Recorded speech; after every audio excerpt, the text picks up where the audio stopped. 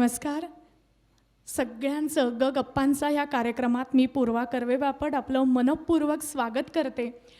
रसिक हो, या आगळ्या वेगळ्या अनौपचारिक गप्पांच्या कार्यक्रमात आज तुम्ही सहभागी झालेला आहात आणि त्या सहभागाबरोबरच तुमचा आजपर्यंतचा सलग जो सहभाग आहे. सगळ्यात पहिला कार्यक्रम आमचा झाला होता ऑगस्ट महिन्यात.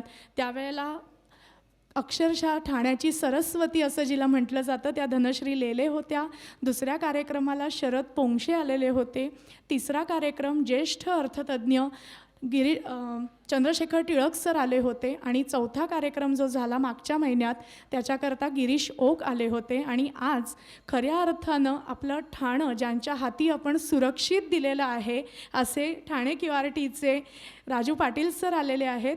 मी सर्वांना विनंती करते त्यांच्या गणवेशाला त्यांच्या स्थानाला एकदा उभं राहून आपण अभिवादन करूया, कारण आज ते आहेत म्हणून आपण इथे सुरक्षितपणे हे सगळं करू शकतोय.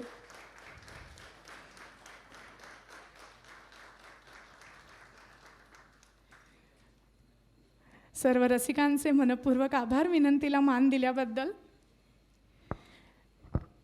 रसिक हो, जितेंद्र वैद्य यांच्या प्रयत्नांतून हा कार्यक्रम संकल्पना जी होती ती एक थोडंसं जन्म घ्यायला लागली आणि त्याला अच्छा कार्यक्रम करतोयस का जितेंद्र? नाही, अरे जागेचा प्रश्न आहे. त्यावरती एका क्षणाचाही विचार न करता मराठे ज्वेलर्सचे अभय मराठे यांनी आम्हाला हा एक सुंदर हॉल उपलब्ध करून दिलेला आहे. आणि खरोखर आज हा हॉल म्हणजे आमची अर्धी लढाई जिंकलेली असते. त्यामुळे हॉल उपलब्ध करून देणाऱ्यांचे, हा हॉल इतका सुंदर मेंटेन ठेवणाऱ्यांचे गप्पांच्या वतीनं मी ऋणी आहे. कारण आभार मानले की लोक परकी होतात आणि मला परकं करायचं नाही आहे, स्वार्थ आहे थोडासा, कारण मला पुन्हा पुन्हा इथे कार्यक्रम करायचे. त्याचप्रमाणे आमचे हितचिंतक अमेय सोहनी ज्यांनी एक छान भेटवस्तू आमच्या जे प्रमुख पाहुणे येतात, जे आमच्याकडे विशेष अतिथी येतात त्यांना देण्याकरता दिलेली आहे, त्यांचंही मनपूर्वक आभार. आणि ह्या कार्यक्रमात आम्हाला कायमच उत्साह देणारे प्रेक्षक हे तुम्ही फार महत्त्वाचे आहात. कारण तुमच्याशिवाय हा कार्यक्रम पूर्ण होऊ शकत नाही. कारण हा केला होता अट्टाहास कशा करता, तर तुमच्याकरताचा अट्टाहास केलेला असतो. त्याच्यामुळे तुमचेही मी ऋणी आहे. कारण आभार मानले की तुम्ही परत आला नाहीत तर आमची पंचायत होईल, ते काही आम्हाला चालायचं नाही, म्हणून मी आपली ऋणी राहते. ते काम सोपं असतं. आणि हा सगळा जो सततचा पाठिंबा आहे तुमचा, हा खूप महत्त्वाचा आहे. आणि या क्षणी ना मला एक मिशन मंगल नावाच्या सिनेमातलं एक फार छान वाक्य आठवतं. ते वाक्य असं आहे की अपोजिशन जेवढं स्ट्रॉंग असतं ना, तेवढे प्रयत्न करणाऱ्याला आणि यश मिळवणाऱ्याला जास्तीत जास्त आनंद होतो. आमच्या इथे कोणाचं अपोजिशन नव्हतं, पण आम्हाला अपोजिशन होतो की आम्हाला हे जमेल का, आम्हाला हे झेपेल का, हे आम्हालाच कळत नव्हतं. आम्ही चाचपडतोय, अजूनही आम्ही चाचपडतोय. पण तुमचा पाठिंबा आणि तुमची अशी साथ जर का असेल तर निश्चितच हे गोष्ट आम्हाला आवडेल. लाईट्स पण लागलेले आहेत. आपल्याकडे कुठलीही चांगली गोष्ट करायची असेल की आपण दिवे लावतो. चांगल्या अर्थाने म्हणते, उगाचं श्लेष घेऊ नका, तेवढे ठाणेकर रसिक सुजाण आहेत. मी आमच्यातल्या अनुश्री जोशी यांना विनंती करते की आजचे प्रमुख अतिथी आणि ज्यांच्याशी आपण गप्पा मारणार आहोत असे राजू पाटील सर, त्यांना अत्तर देऊन त्यांचं स्वागत करावं. एक मिनिट.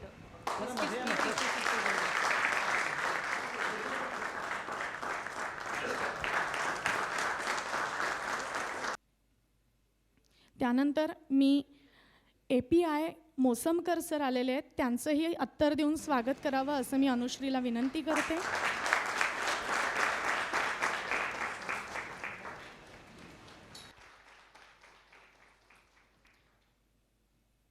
त्याचबरोबर PSI तुषार बछवा सर देखील आलेले आहेत. बच्छाव सर येत आहेत. ते आले की आपण कार्यक्रम थांबवून त्यांचं स्वागत करणार आहोत, आपली प्रथा परंपरा मोडून. कारण हे कोणीही राजकीय नाही आहेत, हे डिपार्टमेंटचा माणूस आहे. कारण राजकारण आणि म्हणजे जसं रावसाहेबांच्या ह्याच्यात म्हटलेलं आहे की इथे राजकारण्यांच्या खुर्च्यांना मज्जावे, कारण इथे मानाची खुर्ची नाही आहे, इथे सगळे तुम्ही आम्ही एकाच पातळीवर आहोत. त्यानंतर आमचे प्रायोजक अभय मराठे सर, तुम्हालाही अत्तर द्यावं असं मी अनुश्रीला विनंती करते. त्याचप्रमाणे आमचे सहप्रायोजक जाई काजळचे राजेश गाडगीळ हे आले नाही आहेत, पण तुमच्या शुभेच्छा या टाळ्यांच्या मार्फत त्यांच्यापर्यंत पोहोचवाव्या अशी मी तुम्हाला विनंती करते. बिभास आमोणकर यांना देखील उत्तर द्यावं अशी मी अनुश्रीला विनंती करते.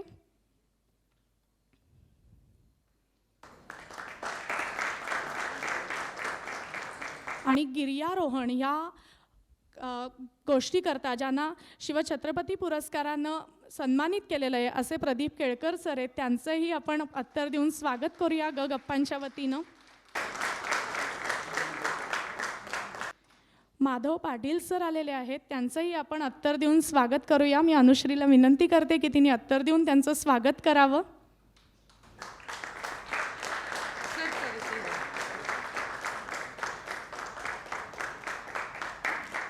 सगळ्यांना सगळ्यांच्या शुभेच्छा घेऊन आणि परवानगी घेऊन बसते.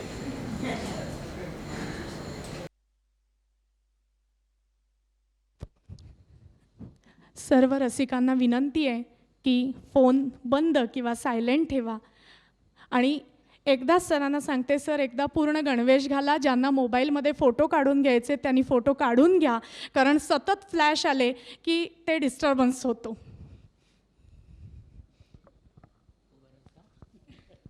बघा सरांचं प्रेक्षकांवर किती प्रेम आहे. मला विचारतायत उभं राहू का एकदा त्यांना फोटो काढण्याकरता. असा वक्ता मिळायला आणि असा श्रोता मिळायला हे भाग्य लागतं.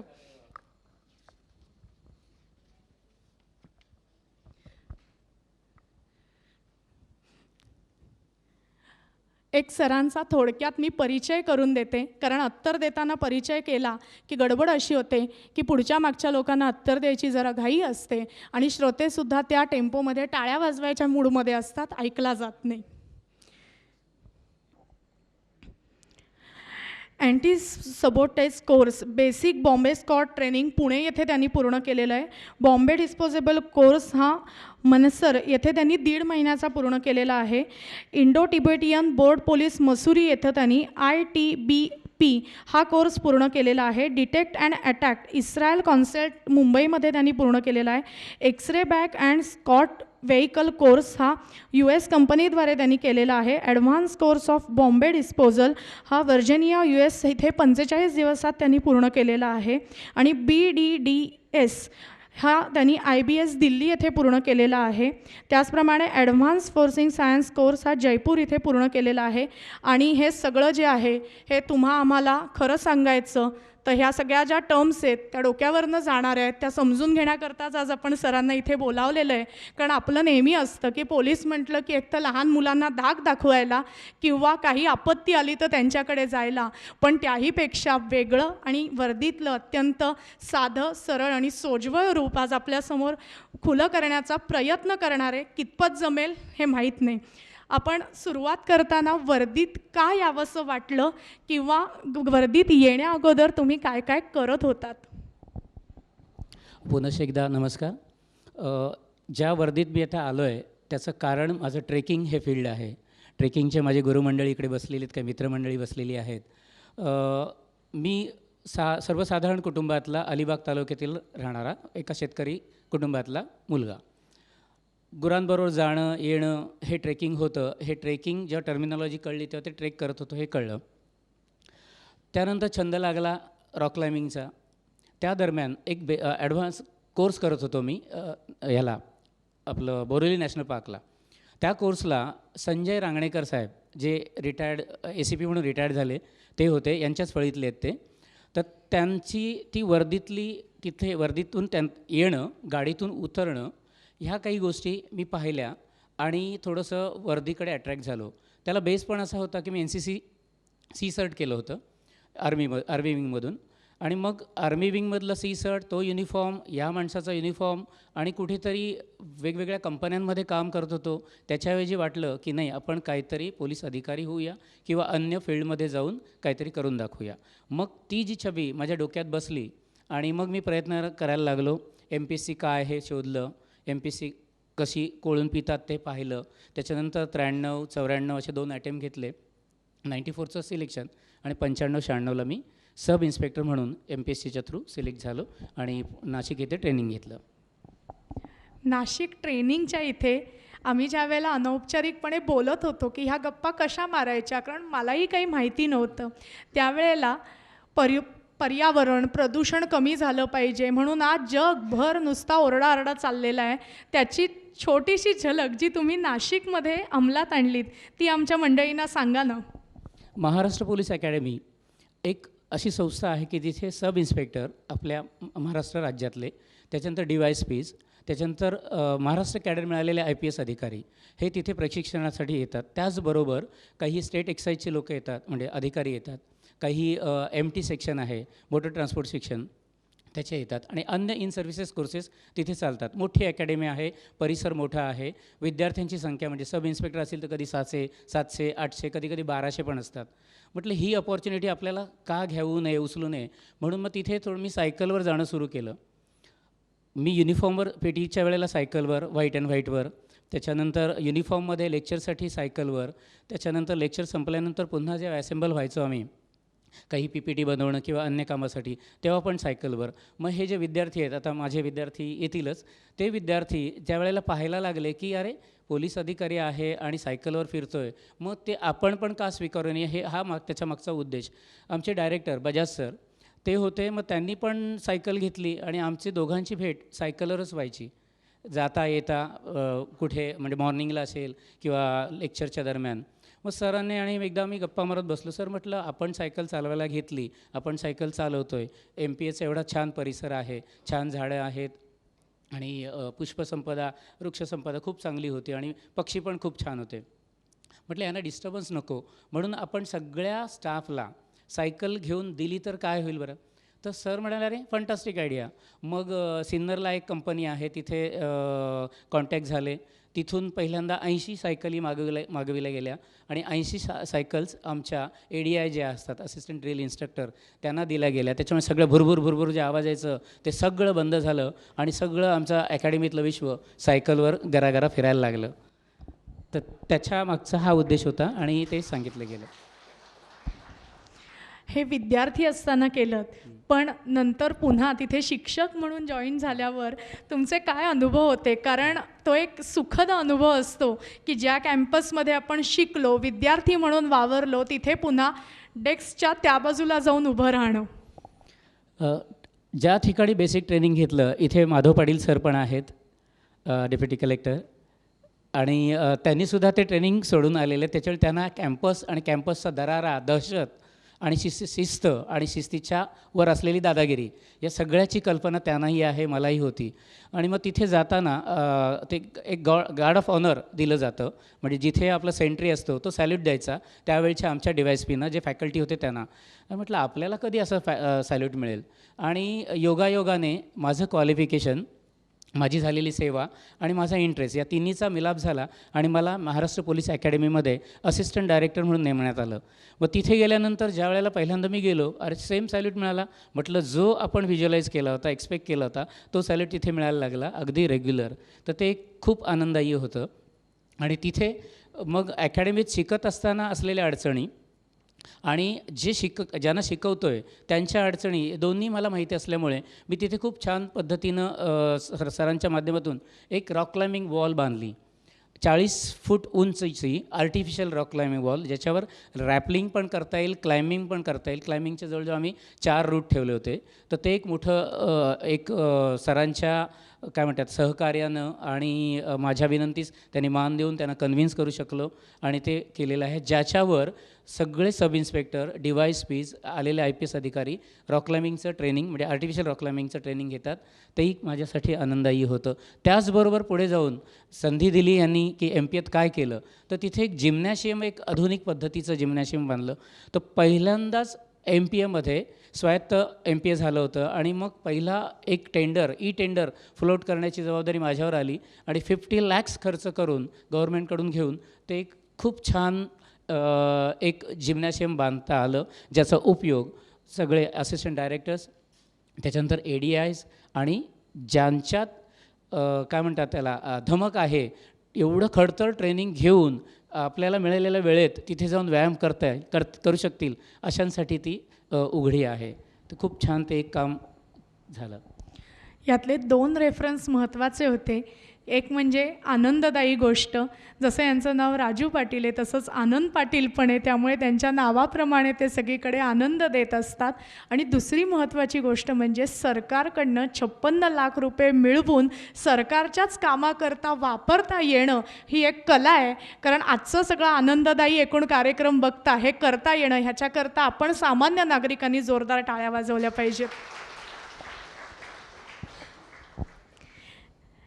तुमची वर्दी हा खरं तर एक प्रकारचा समाजामध्ये मिळणारा मान आणि आदर असतो, पण त्या वर्दीमध्ये अनेक छोट्या छोट्या छोट्या गोष्टी असतात. आज आमच्या प्रेक्षकांना वर्दीबद्दल माहिती सांगाल का? तसं सगळ्या जनसामान्यांनी आपल्या अवतीभोवती पोलीस पाहिलेला असतो, पण पोलीस स्टेशनची पायरी मात्र ज्यांना पासपोर्टसाठी किंवा एखादं भांडण झालं तर, चुकून दुर्दैवानं चोरी झाली तर, मारामारी झाली तर, गाडीचा ॲक्सिडेंट झाला तर, अन्य काही कारणास्तव जावं लागतं. त्यावेळेला तुम्ही पाहता की एखादा थोडासा खेकसून की जरा आरडाओरड करून किंवा थोडासा अरेरावीने बोलणारा कॉन्स्टेबल तुम्हाला काहीतरी विचार का हो कशासाठी आलात, मग तुम्ही सांगणार अहो आमच्या गाडीचा ॲक्सिडेंट झाला आहे आणि असं असं इंजुरी झाली तर आम्हाला केस करायची आहे. ठीक आहे ठीक आहे ठीक आहे बसा तिथे, हे असं जे बोलतात. तर त्यावेळेला जो कॉन्स्टेबल म्हणजे आमची रँकिंग कसं असतं, police constable, police Naik, police हवालदार, त्याच्यानंतर ASI सिंगल स्टार असतो, तर असिस्टंट सब इन्स्पेक्टर असतो, त्याच्यानंतर सब इन्स्पेक्टर ज्या पदासाठी माझं सिलेक्शन झालं होतं ते पद, उपनिरीक्षक, पोलीस उपनिरीक्षक, त्याच्यानंतर असिस्टंट पोलीस उपनिरीक्षक हे समोर बसलेत ते, पण त्यांच्याकडे आता वर्दी नाही आहे कारण ते कमांडो आहेत, आणि त्याच्यानंतर पोलीस इन्स्पेक्टर आणि त्याच्यामध्ये सिनियर पोलीस इन्स्पेक्टर, मग DYSP आणि मग DCP आणि वरच्या सगळ्या अप टू DG अशा रँकिंग आहेत. अजून काय वर्दीतलं पाहिजे होतं का? हो, हे फक्त रँकिंग सांगितलं. आज जे अनेक गोष्टी तुम्ही अभिमानानं बाळगताय त्या का बाळगताय आणि त्याचं महत्त्व काय आहे हे पण माहिती पाहिजे आम्हाला. नुसते स्टार आणि रँकिंग काय तर ते आम्हाला गुगलवर पण मिळेल. हो ग्रेट. मॅमच्या म्हणण्याप्रमाणे मी परिधान केलेल्या गोष्टी खरंच अभिमानास्पद आहे मला, म्हणजे खूप छान स्फुरण येतं त्याने, आणि केलेले प्रयत्न, घेतलेलं ट्रेनिंग आणि दिलेलं योगदान याच्यातून काही गोष्टी प्राप्त झालेल्या आहेत. राईट साईडला माझा जो दिसतो आहे तो DG इन्सिग्निया म्हणतात त्याला. DG इन्सिग्निया हा वेगळ्या कामासाठी मिळाला आहे, ज्याचा उल्लेख मॅम हे याची सांगता होताना माझ्याकडून काढून घेणार आहेत.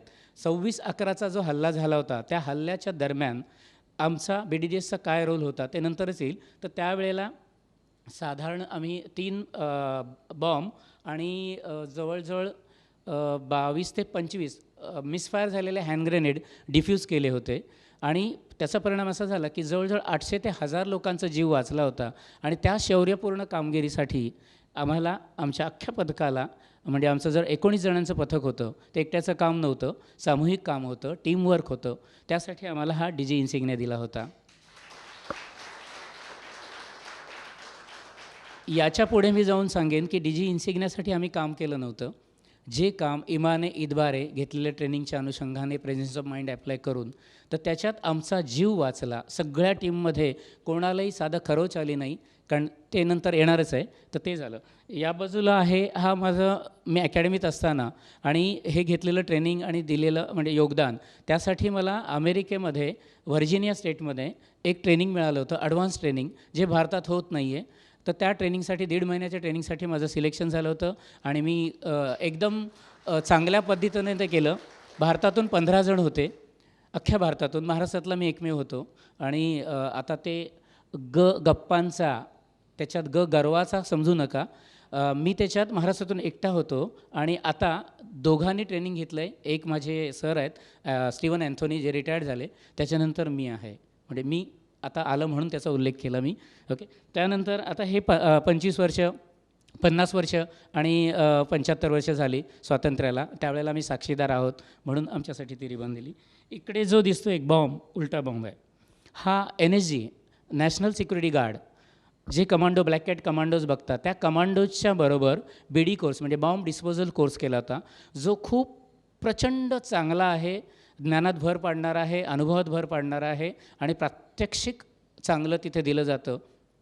तिथे ते कोर्स केलं, खडतर कोर्स होता, ते केलं म्हणून तिथे हा एक बॉम्ब दिला. या बाजूला मॅमनी इंट्रोडक्शन देताना सांगितलं होतं की ITBP, Indo Tibetan border police force, जे मसुरीला त्यांचं ट्रेनिंग सेंटर आहे, तिथे IHE नावाचा कोर्स असतो. Identification and handling of explosive, तोही या बी डी कोर्सपेक्षा ॲडव्हान्स होता. तो 1 महिन्याचा कोर्स होता. तर त्या कोर्स चांगल्या पद्धतीनं पूर्ण केला, यशस्वीरित्या पूर्ण केला, म्हणून त्यांनी हा मला एक बॉम्ब दिला. ह्याला आम्ही बॉम्ब म्हणतो. आजच विनोद झाला, मला एक माझ्या ऑफिसचाच फोन आला आणि मी अरे ते 2 बॉम्ब कुठे लावू, तर समोरच्याने आक्षेप घेतला, अरे फोनवर तू बॉम्ब कशाला म्हणतो. मग मी त्याला फोटो काढला आणि त्याला पाठवलं की हे जे मला दिलेलं आहे जे हे बॅच, त्यालाच बॉम्ब म्हणतात असं सांगावं लागलं. त्याच्यानंतर अजून काय सांगायचं तुम्हाला.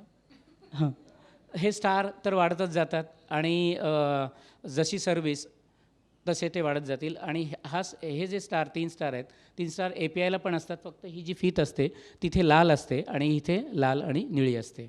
ACP झालो मी, माझं पुढचं प्रमोशन, त्यावेळेला ही लाल आणि निळी फीत निघून जाणार आणि हे मपोसे असंच राहणार, 3 स्टार असेच राहणार आहेत.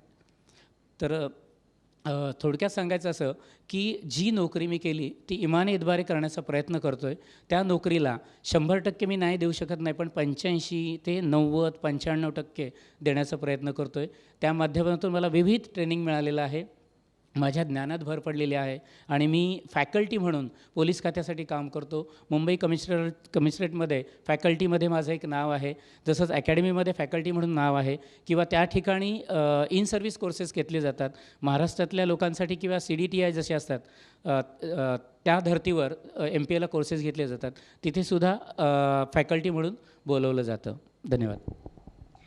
फॅकल्टी म्हणून बोलावलं जातं असा 3-4 वेळा तुमचा उल्लेख आला, पण ती फॅकल्टी म्हणून तुम्हाला एखाद्या विद्यार्थ्यानं येऊन काही प्रतिक्रिया दिलेली आहे का? कारण ती सगळ्यात छान आणि सगळ्यात मोठं पदक असतं आपल्याकरता की आपल्या विद्यार्थ्यानं येऊन आपल्याला एखादी चांगली किंवा वाईट प्रतिक्रिया द्यावी.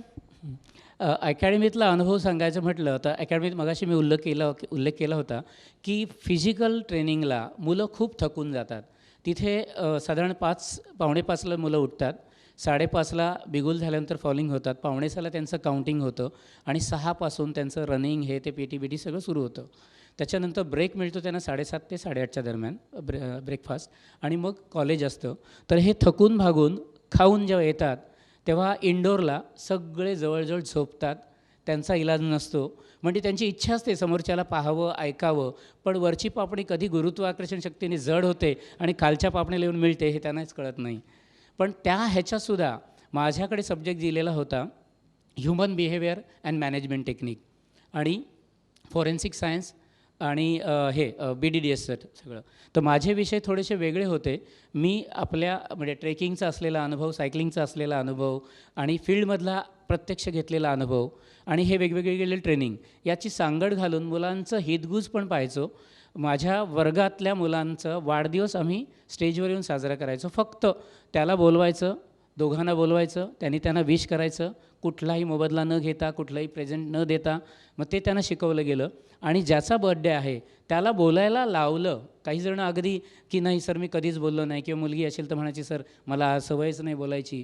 मग त्यांचं जसं या करतायत तसं रोल मी तिथे करायचो आणि बोलायला भाग पाडायचो. कारण आमच्या पोलीस खात्यामध्ये कामं सगळीच करत असतात, पण त्याचं मार्केटिंग होत नाही.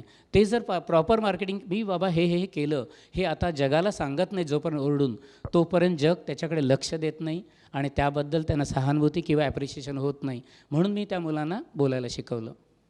आणि माझं वर्गातून मी बाहेर पडलो की इकडे 4-5 मुलं, इकडे 4-5 मुली असायच्या. मग काय सर आज तर फिजिकलला मला खूप पायाला दुखतं आहे, तरी मला सरांनी रगडवलं, हा शब्द तिथला असायचा. तर मग मी म्हणालो हे बघा आपण स्वीकारलं आहे, आपल्याला कोणी गुळखोबरं दिलेलं नाही आहे. तुम्ही अभ्यास केला आहे, फिजिकल टेस्ट दिली, इंटरव्ह्यू दिली, मेडिकल झाली आणि मग तुमचं सिलेक्शन झालं. म्हणजे तुम्हाला कोणी बोलवलं आहे का? तुम्ही स्वेच्छेने आलात, तर तुमची मानसिकता थोडीशी बदला, सकारात्मक करा आणि या ट्रेनिंगला सामोरं जा. हीच फुंकर, मायाची फुंकर त्यांच्यासाठी खूप ऊर्जा देऊन जायची. आणि ती ऊर्जा देणारे आता येतीलच आपल्याकडे, बच्छाव सर आहेत किंवा इर्ले सर आहेत, ते स्वतः सांगतीलच. धन्यवाद. ह्या सगळ्याबरोबर एक पोलीस खात्यामध्ये असं हस्तखेळतं वातावरण तुम्ही का ठेवता? कारण काय आहे, पोलीस म्हटलं की आपल्याला शिस्तीचे बडगेच फक्त आठवतात, पण तेही विनोद करतात, त्यांच्यातही एक रूमर असतो. तो तुम्हाला आत्ता अनेकदा बोलताना जाणवत असेल, पण ह्यामागची तुमची भूमिका काय आहे राजू पाटील सर? आईवडिलांचे संस्कार आणि ज्या कुटुंबातून मी बिलॉंग करतो त्यांनी जे मला शिकवलं आहे, दिलं आहे. कारण आमचं कुटुंबच असं आहे की आमच्या घरी येणारा माणूस अलिबागला समोरच्या दारातून कोणीच येत नाही. ते मागल्या दारातून येतात, जिथे किचन आहे, चूल होती त्यावेळेला, आता गॅस आहे. तिथे आल्यानंतर त्यांचं चहा पाणी ब्रेकफास्ट व्हायचं आणि मग पुढे यायचं. त्याच्यामुळे भेदभाव असा कुठेच नव्हता आणि तेच माझ्यात आलं. आणि मी माझा कॅडेट असून माझ्या स्टाफलासुद्धा मी आवाजाव म्हणतो, कोणालाही विचारा, तोंडात माझ्या एकही शिवी येणार नाही. गेले 10 वर्ष मी हा खूप चांगला प्रयत्न केला आणि एक शिवी दिली, एक निगेटिव्ह सेंटेन्स बोललं, एक घाणेरडं वाक्य बोललो किंवा पैशाचा डिमांड, या 4 गोष्टीपैकी एक गोष्ट किंवा 4ही गोष्टी केल्या तर मी सांगतो की एकाने सांगायचं डाव्या हाताने, दुसऱ्यानी त्याला अनुमोदन द्यायचं की सर इथे तुम्ही चुकलात, मी 1000 रुपये माझ्या प्रत्येक चुकीला द्यायला तयार आहे. हे चॅलेंज होतं आहे आणि राहील, एकदाही द्यायला लागलं नाही आहे, देवाची कृपा. पण हे वातावरण ठेवण्याचे तुम्ही जिथे काम करता तिथे काय परिणाम होतात? कारण शेवटी पेराल तेच उगवतं, हा सृष्टीचा नियम आहे. हो, हे आहे की माझ्या कमांड, आता मी वेगवेगळ्या ठिकाणी काम केलेलं आहे. पार्कसाईड पोलीस स्टेशन म्हणजे माझे पोलीस स्टेशन 3 झाले. त्याच्यानंतर एअरपोर्ट सिक्युरिटी केलं, तिथलं वातावरण. त्याच्यानंतर स्पेशल प्रोटेक्शन युनिट केलं. त्या युनिट म्हणजे SPUला तुम्ही पाहिलं असेल की VIP आणि VIPसाठी जे प्रोटेक्शन दिलं जातं, त्यात मी VIPंचं स्क्रुटनाईज केलं. तर मला प्रोटेक्शन देणे योग्य असे अनिल काकोडकर सर किंवा अरुणकुमार वैद्य सरांच्या मिसेस त्यावेळेला, मग CM DCM हे सगळे त्याच्यात यायचे, त्यांना ते प्रोटेक्शन दिलेलं आहे त्यावेळेला. त्यानंतर मी BDDSला आलो, तर BDDSच्या अनुषंगाने थ्रेट कॉल यायचे की साऊथ कंट्रोल किंवा main control to BDDS team, अमक्या अमक्या ठिकाणी या, नरिमन हाऊसच्या इथे एक सस्पिशियस बॅग पडलेली आहे. मग ती सस्पिशियस बॅग आहे, तो आमच्यासाठी 100% बॉम्ब कॉल आहे असं मी गृहीत धरायचो. ते हॉक्स कॉल होता किंवा थ्रेट कॉल होता, हा पण नंतर आम्ही त्याची वर्गवारी करायचो शहानिशा केल्यानंतर. तर त्या बॉम्बला सामोरं जायचं आहे. म्हणजे मी आज घरातून ऑफिसला गेलो, माझे असिस्टंट टेक्निशियन ऑफिसवरून म्हणजे घरून ऑफिसला आले, किंवा माझा डॉग हँडलर किंवा डॉग ज्या वेळेला आम्ही ड्युटीवर चढतो त्यावेळेला अशा कॉलला अटेंड करत असताना ते डिफ्युजल करण्याची जी प्रोसिजर आहे त्याच्यामध्ये टाईम मेकॅनिझम असेल किंवा अन्य काही असेल तर कधी अँटी हँडलिंग झालं तर कधीही ब्लास्ट होऊ शकत होता आणि आमचा त्याच्यात जीव जाऊ शकत होता. मग जीवन काय आहे, 2 श्वासामधलं अंतर, तर ते आम्ही ओळखलं. आणि सर्वात आनंदी कोण हे आईने बाबाने शिकवलं आहे की वर्तमान काळात जो आनंदी राहतो तोच खरा आनंदी आहे. मग तोच धडा मी स्वीकारला, तोच देण्याचा प्रयत्न करतो आहे. म्हणून आम्ही हसतो आणि हसवतो. बॉम्ब डिफ्यूज करतानासुद्धा अरे बघ रे एक्सरेमध्ये मला तर त्याच्या बरगड्या दिसत आहेत असं बोलायचो. पण तिथे बॅग असायची, बॅगेमधलं सामान दिसायचं, ते आम्हाला त्याची स्कॅनिंग करायचं असतं. मग असे जोक्स तिथे केल्याशिवाय टेन्शन कमी होणार नाही. जे करायचं आहे, जे नेमलं आहे काम, जीव तर जाणार आहे, पण तो आहे प्रयत्न, तुमचे आशीर्वाद, जीव जाणार नव्हता याची खात्री होती, म्हणून सतत हसत राहिलं. आणि मुलांना एक सांगणं आहे, म्हणजे आता माझे विद्यार्थी आलेत, बच्छाव साहेब आलेत, इर्ले साहेब आलेत, यांना माझं सांगणं होतं की स्वतःचं हसू हरवू नका आणि इतरांचं हसू हिरावून घेऊ नका. काय पॉज घ्यायचं आहे असं माझं सांगणं होतं आणि तेच मी पण माझ्या आयुष्यात इम्प्लिमेंट केलेलं आहे. त्याच्यामुळे मरेपर्यंत जसं काय काम करत असू आणि दुर्दैवानं असं काय झालं तरी हसणारच आहे आणि समोरच्याला हसवायचा प्रयत्न करणार आहे. आणि तुम्ही लोकांनी अनुभवलेलं आहे किंवा गृहीत धरलेलं आहे, पोलीस हसत नाहीत, पोलिसांना गाता येत नाही, पोलिसांना सायकलिंग येत नाही, पोलिसांना ट्रेकिंग येत नाही, पोलिसांना सोशल ॲक्टिव्हिटीज येत नाही, असं काही नाही आहे. मी जवळजवळ 10 ते 12 NGOशी कनेक्ट आहे आणि त्यांच्या माध्यमातून खारीचा वाटा उचलत असतो. मोठं काही करत नाही, पण जेवढं करतो आर्थिक मदत, व्हॉलेंटियर म्हणून जाऊन मदत करतो, ते करतो. ते पुढे सांगणारच आहे. वनवासी कल्याणचे माझे काही आहेत मेंबर इथे, त्यांना माहिती आहे की 2004 पासून त्या क्षेत्रात आम्ही शैक्षणिक आणि मेडिकल फील्डमध्ये काम करतो आणि स्पर्धा परीक्षांसाठी. मगाशी तुम्हाला म्हटलं होतं तसं की काही प्रमुख पाहुणे अजून आले की आपण त्यांचं स्वागत करणार आहोत. थोडासा नियम मोडलेला आहे, का मोडला आहे हे मी तुम्हाला सुरुवातीलाच सांगितलेलं आहे. PSI तुषार बछवा सर आलेले आहेत, बच्छाव सर आलेले आहेत. अनुश्री जोशीला विनंती आहे की त्यांनी एक भेटवस्तू देऊन गप्पांच्या वतीने त्यांचं स्वागत करावं. पुढे या. हे माझे स्टुडंट, मी बोललो होतो ना, बघा तेही हसतात.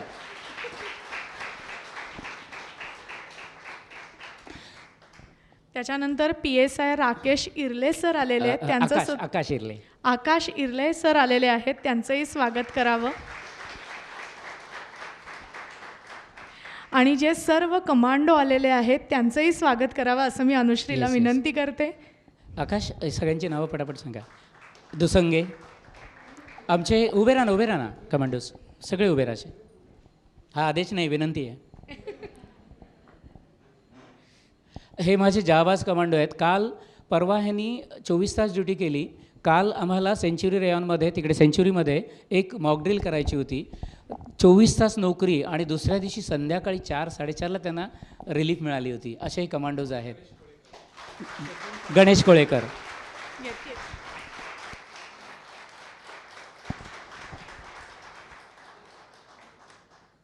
पाटील झालं. सचिन पाटील सर, तुमचंही स्वागत आहे. अनुश्री जोशी तुम्हाला भेटवस्तू देऊन तुमचं स्वागत सचिन करेल. पाटीलचं वैशिष्ट्य मुंबई QRT केलेली आहे, म्हणजे ती एस्टॅब्लिश झाली 2009 पासून. 26/11च्या हल्ल्यानंतर QRTs फॉर्म केल्या गेल्या मुंबई आणि अशा 10 मेट्रोपॉलिटन सिटीजमध्ये. त्यात मुंबईचे एस्टॅब्लिश होत असताना किंवा कार्यरत होत असताना ते तिथे होते आणि त्यांचाच अनुभव मला इथे चांगला होतो. खूप चांगले कमांडो आहेत ते. हां, सुरोडे, राहुल सुरोडे. थोडंसं इंटरप्ट झालं असेल त्याबद्दल सॉरी, पण इलाज नाही. माझ्यापेक्षा हकदार ते आहेत या सगळ्या कार्यक्रमाला. आम्ही उंटावरून शेळ्या हाकतो, कधीतरी खाली उतरतो, थोडासा धक्का मारतो आणि दे धक्का म्हणून त्यांना पुढे करतो. थोडासा नियम मोडला, पण आमच्या प्रेक्षकांनी आम्हाला सहाय्य केलं, त्याकरता पुन्हा एकदा तुमचे मनपूर्वक आभार. कारण हे सगळे बदल इतक्या सहजतेनं तुम्ही स्वीकारता म्हणून आम्हाला हे बदल ऐन वेळेला करण्याचं धाडस होतं. कारण हे असे बदल करत राहणं हे प्रेक्षकांच्या दृष्टीनं धाडस असतं. आपण तुमच्या संपूर्ण त्या अनुभवाबद्दल बोलत होतो, पण ह्या सगळ्याच्या बरोबरीनं तुम्ही आणखीन एक महत्त्वाचं काम करता, ते म्हणजे समाजामध्ये व्यसनाधीनता ही एक खरंच गंभीर आणि चिंतेची बाब झालेली आहे. तर त्याच्यापासून सामान्य माणसाला तुम्ही दूर कसं करता? वडील माझे पोलीस पाटील होते. त्यावेळेला बरेच मारामाऱ्या दिसायच्या, दारू पिऊनच मॅक्झिमम असायच्या. पुन्हा खेड्यातला जन्म, आलेला अनुभव.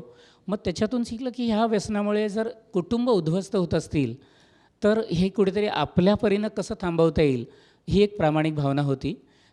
तीच भावना घेऊन मी कॉलेजला असतानासुद्धा किंवा ट्रेनिंगला असतानासुद्धा प्रत्येक पोस्टिंगच्या ठिकाणी सगळ्यांना समजावून सांगण्याचा प्रयत्न केला. याच्यात चॅलेंज असं असतं की एखाद्याला आपण म्हणालो, अरे तू तंबाखू का खातो, डायरेक्ट म्हणू शकत नाही. त्याला ऑब्झर्व करा, त्याच्या नेचर त्याचा कसा असेल, तो तुम्हाला पटकन रिॲक्ट होणार का, ह्या सगळ्या गोष्टी आणि त्याच्या सवयी पहा. ह्या सगळ्या पाहायच्या आणि मग त्याच्यावर अटॅक करायचा. टार्गेट ठरलेलं असतं माझं की याला तंबाखूमुक्त करायचं. टार्गेट ठरलेलं असतं की याला दारूपासून सोडायचं. टार्गेट ठरलेलं असतं याला ड्रग्सपासून बाजूला करायचं. टार्गेट ठरलेलं असतं की याला गुटख्यापासून आणि काय खैनी बिनी काय असते ते. वर्गवारी करायची. तो कुठे राहतो, त्याचं बॅकग्राऊंड काय, इतरांकडून माहिती करून घ्यायचं आणि मग तसं आपल्या स्ट्रॅटेजीज प्लॅन केलेल्या असतात त्याप्रमाणे टाकायचं. नाहीतर प्रश्न एक येतो, माझी मर्जी, माझं शरीर, माझी इच्छा, माझे पैसे, तू कोण मला सांगणार.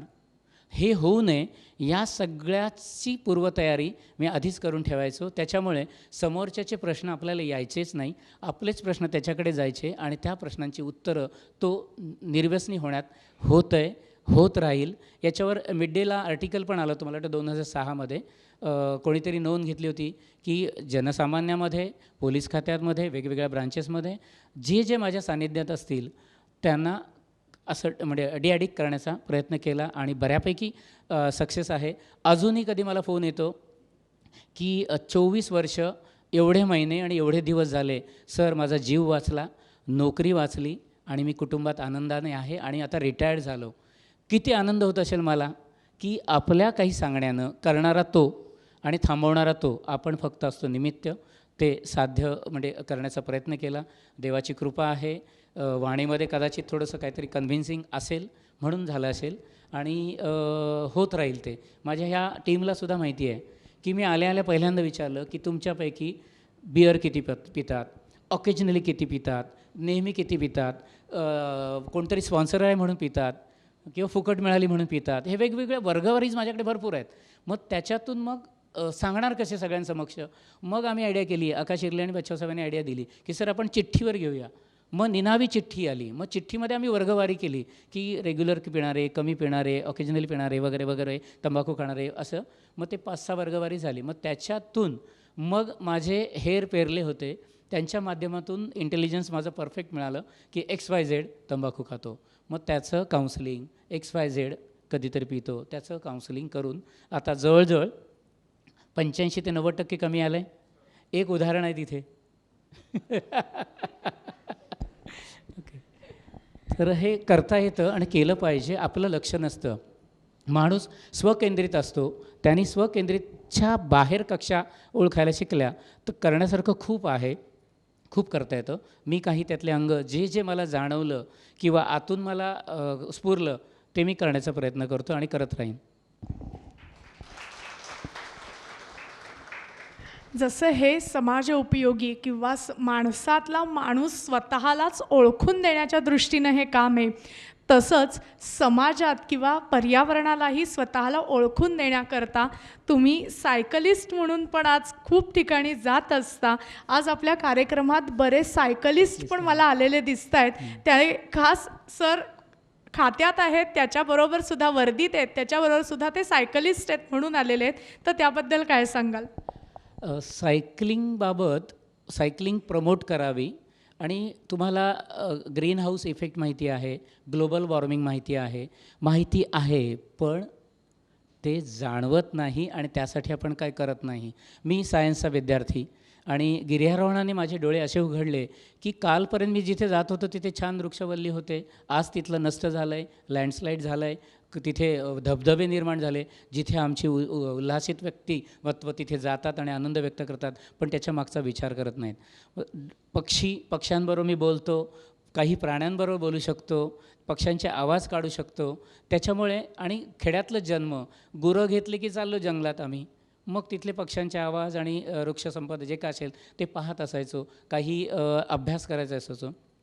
ते करत करत करत मग यासाठी ग्लोबल वॉर्मिंग होतं आहे, डिफॉरेस्टेशन होतं आहे, कुठेतरी CFC म्हणजे फ्लोरोकार्बनचा उत्सर्जन जास्त होतं आहे आणि परिणाम तुम्ही आता पाहताय. आताच्या या दिवसात छान प्रकाश पडायला पाहिजे, आता सावट असते आणि पावसाळी वातावरण दिसतं आहे. त्याचा परिणाम येणाऱ्या तुम्ही जे आंबे खायची इच्छा व्यक्त करताय त्याच्यावर होणार आहे आणि अन्य पिकांवर होणार आहे आणि आपल्या मानसिकतेवर पण त्याचा पगडा असतो आणि आपल्यातली मुलांच्या तब्येती, आपल्या तब्येती, खोकला, हे ते सगळं जाणवतं आहे. मग हे जर होत असेल तर हे परिणाम मी शिकलेलं आहे, सजग झालेलं आहे, मग मी का थोपवू नये म्हणून मी वेगवेगळ्या ब्लॉग लिहितो बऱ्याचपैकी, त्याच्यातून हे अवेअरनेस जागृत करण्याचा प्रयत्न करतो. मला सगळ्यांना आव्हान आहे की दिवाळीचे फटाके मी आणि माझं कुटुंबीय अजिबात फोडत नाहीत किंवा वापरत नाहीत. रंगपंचमी फक्त एक टिळा लावण्यापुरते आम्ही मर्यादित ठेवलेली आहे. त्याच्यानंतर दिव्यांची रोषणाई इलेक्ट्रिक दिवे न वापरता फक्त आपले पणत्या लावतो. त्याच्यानंतर गोकुळाष्टमीला दहीहंडी जी प्रथा परंपरा आहे ती सिस्टमॅटिक फोडली जाते. त्याच्यात कुठेही ढोल ताशा बँड वगैरे वाजवलं जात नाही. की माझी श्रद्धा, माझी भक्ती ती मी साजरी करत असताना, आनंद मिळत असताना माझ्यामुळे इतरांना त्रास होणार नाही त्याची काळजी मी घेतो आणि इतरांनी घ्यावी अशी माझी धारणा आहे, इच्छा आहे. म्हणून याकडे वळलो आणि पर्यावरणासाठी प्लांटेशन खूप झालं आहे. माझे बाबा त्यातले माझे गुरु आहेत. जवळजवळ माझ्या फॅमिलीने पाटील फॅमिलीने 4,000 ते 5,000 झाडं लावलेली असतील आतापर्यंत. कुंडीत इथे तिथे मिळणारं झाड वडाचं घरी आणतो, 1 वर्ष 2 वर्ष त्याला वाढवतो आणि ती झाडं आमच्या गावच्या रस्त्याच्या दुतर्फा लावतो. कोणी आलं तर पाहायला मिळतील झाडं की जी इथे लावलेली. पिंपळाचं असू दे, लोक हसतात, अरे पिंपळाचं झाड घरात का आणलं? म्हटलं ते तात्पुरतं आणलं आहे आणि ते तिथे नेऊन लावणार आहे. आता मी जाऊन फोटो काढतो आणि पाठवतो, अरे तू माझ्याबरोबर लावायला होता झाड, ते झाडाचं एवढं उंच झालं आहे, किती समाधान मिळत असेल.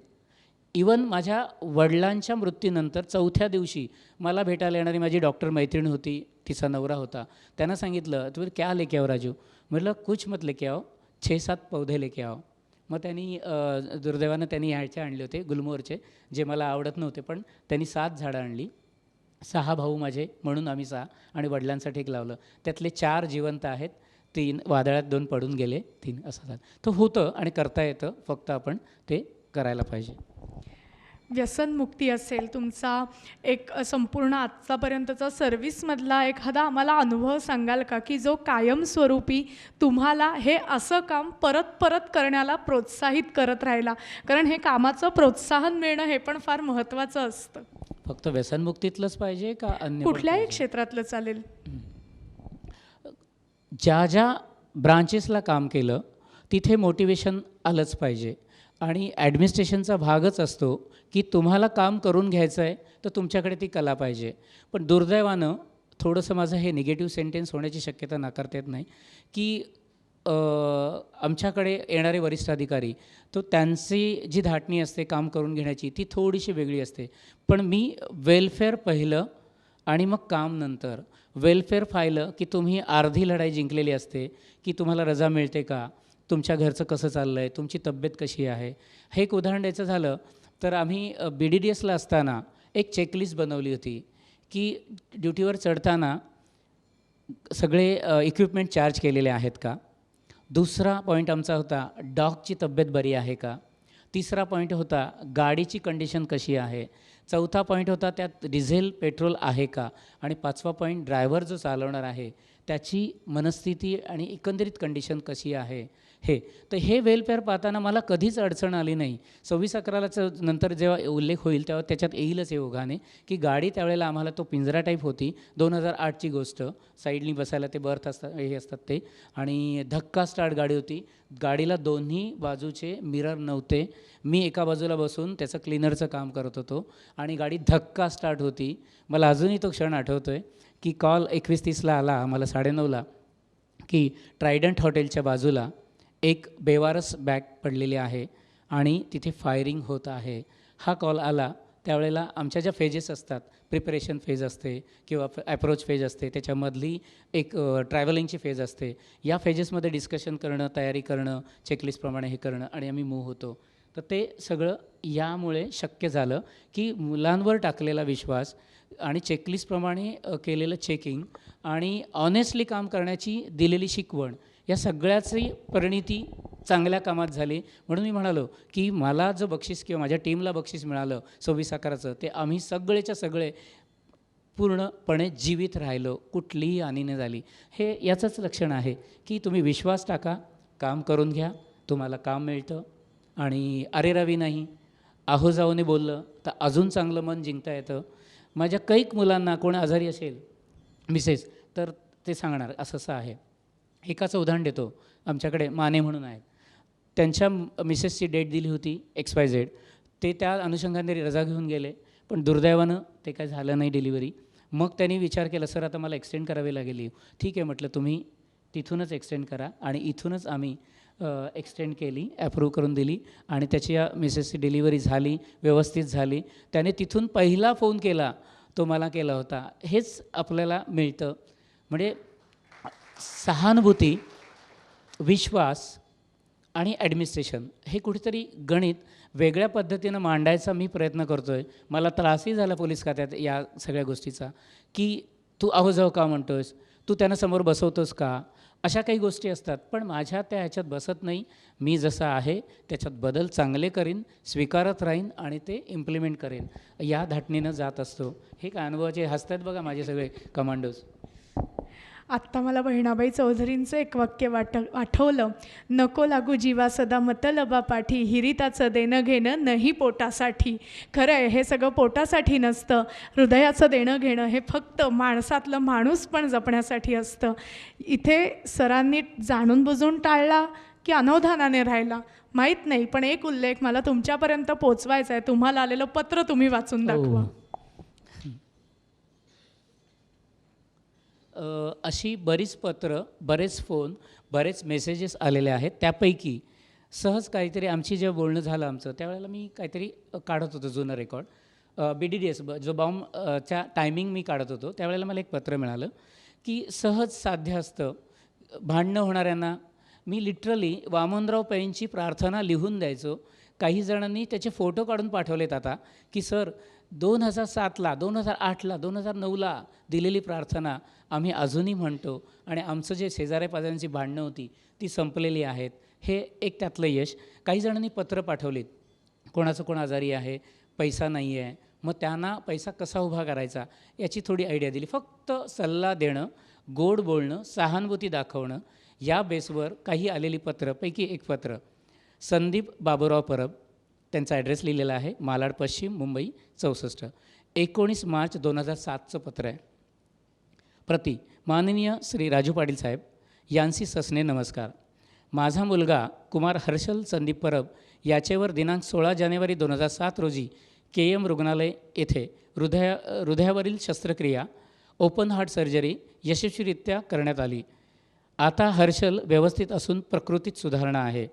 आपण शस्त्रक्रियेचे वेळी आम्हाला जे काही आर्थिक मदत दिली, आमचे मानसिक तणाव कमी करण्यासाठी आवश्यक ते मार्गदर्शन केले, परिचय मदत केलीत, त्याबद्दल आम्ही कुटुंबीय आपले शतशः आभारी आहोत. ईश्वर आपणास उदंड आयुष्य कार्यात यश देवो हीच ईश्वरचरणी प्रार्थना. कदाचित हे सत्कर्म हे संचित 26/11 कामी आलं असं मला वाटतं.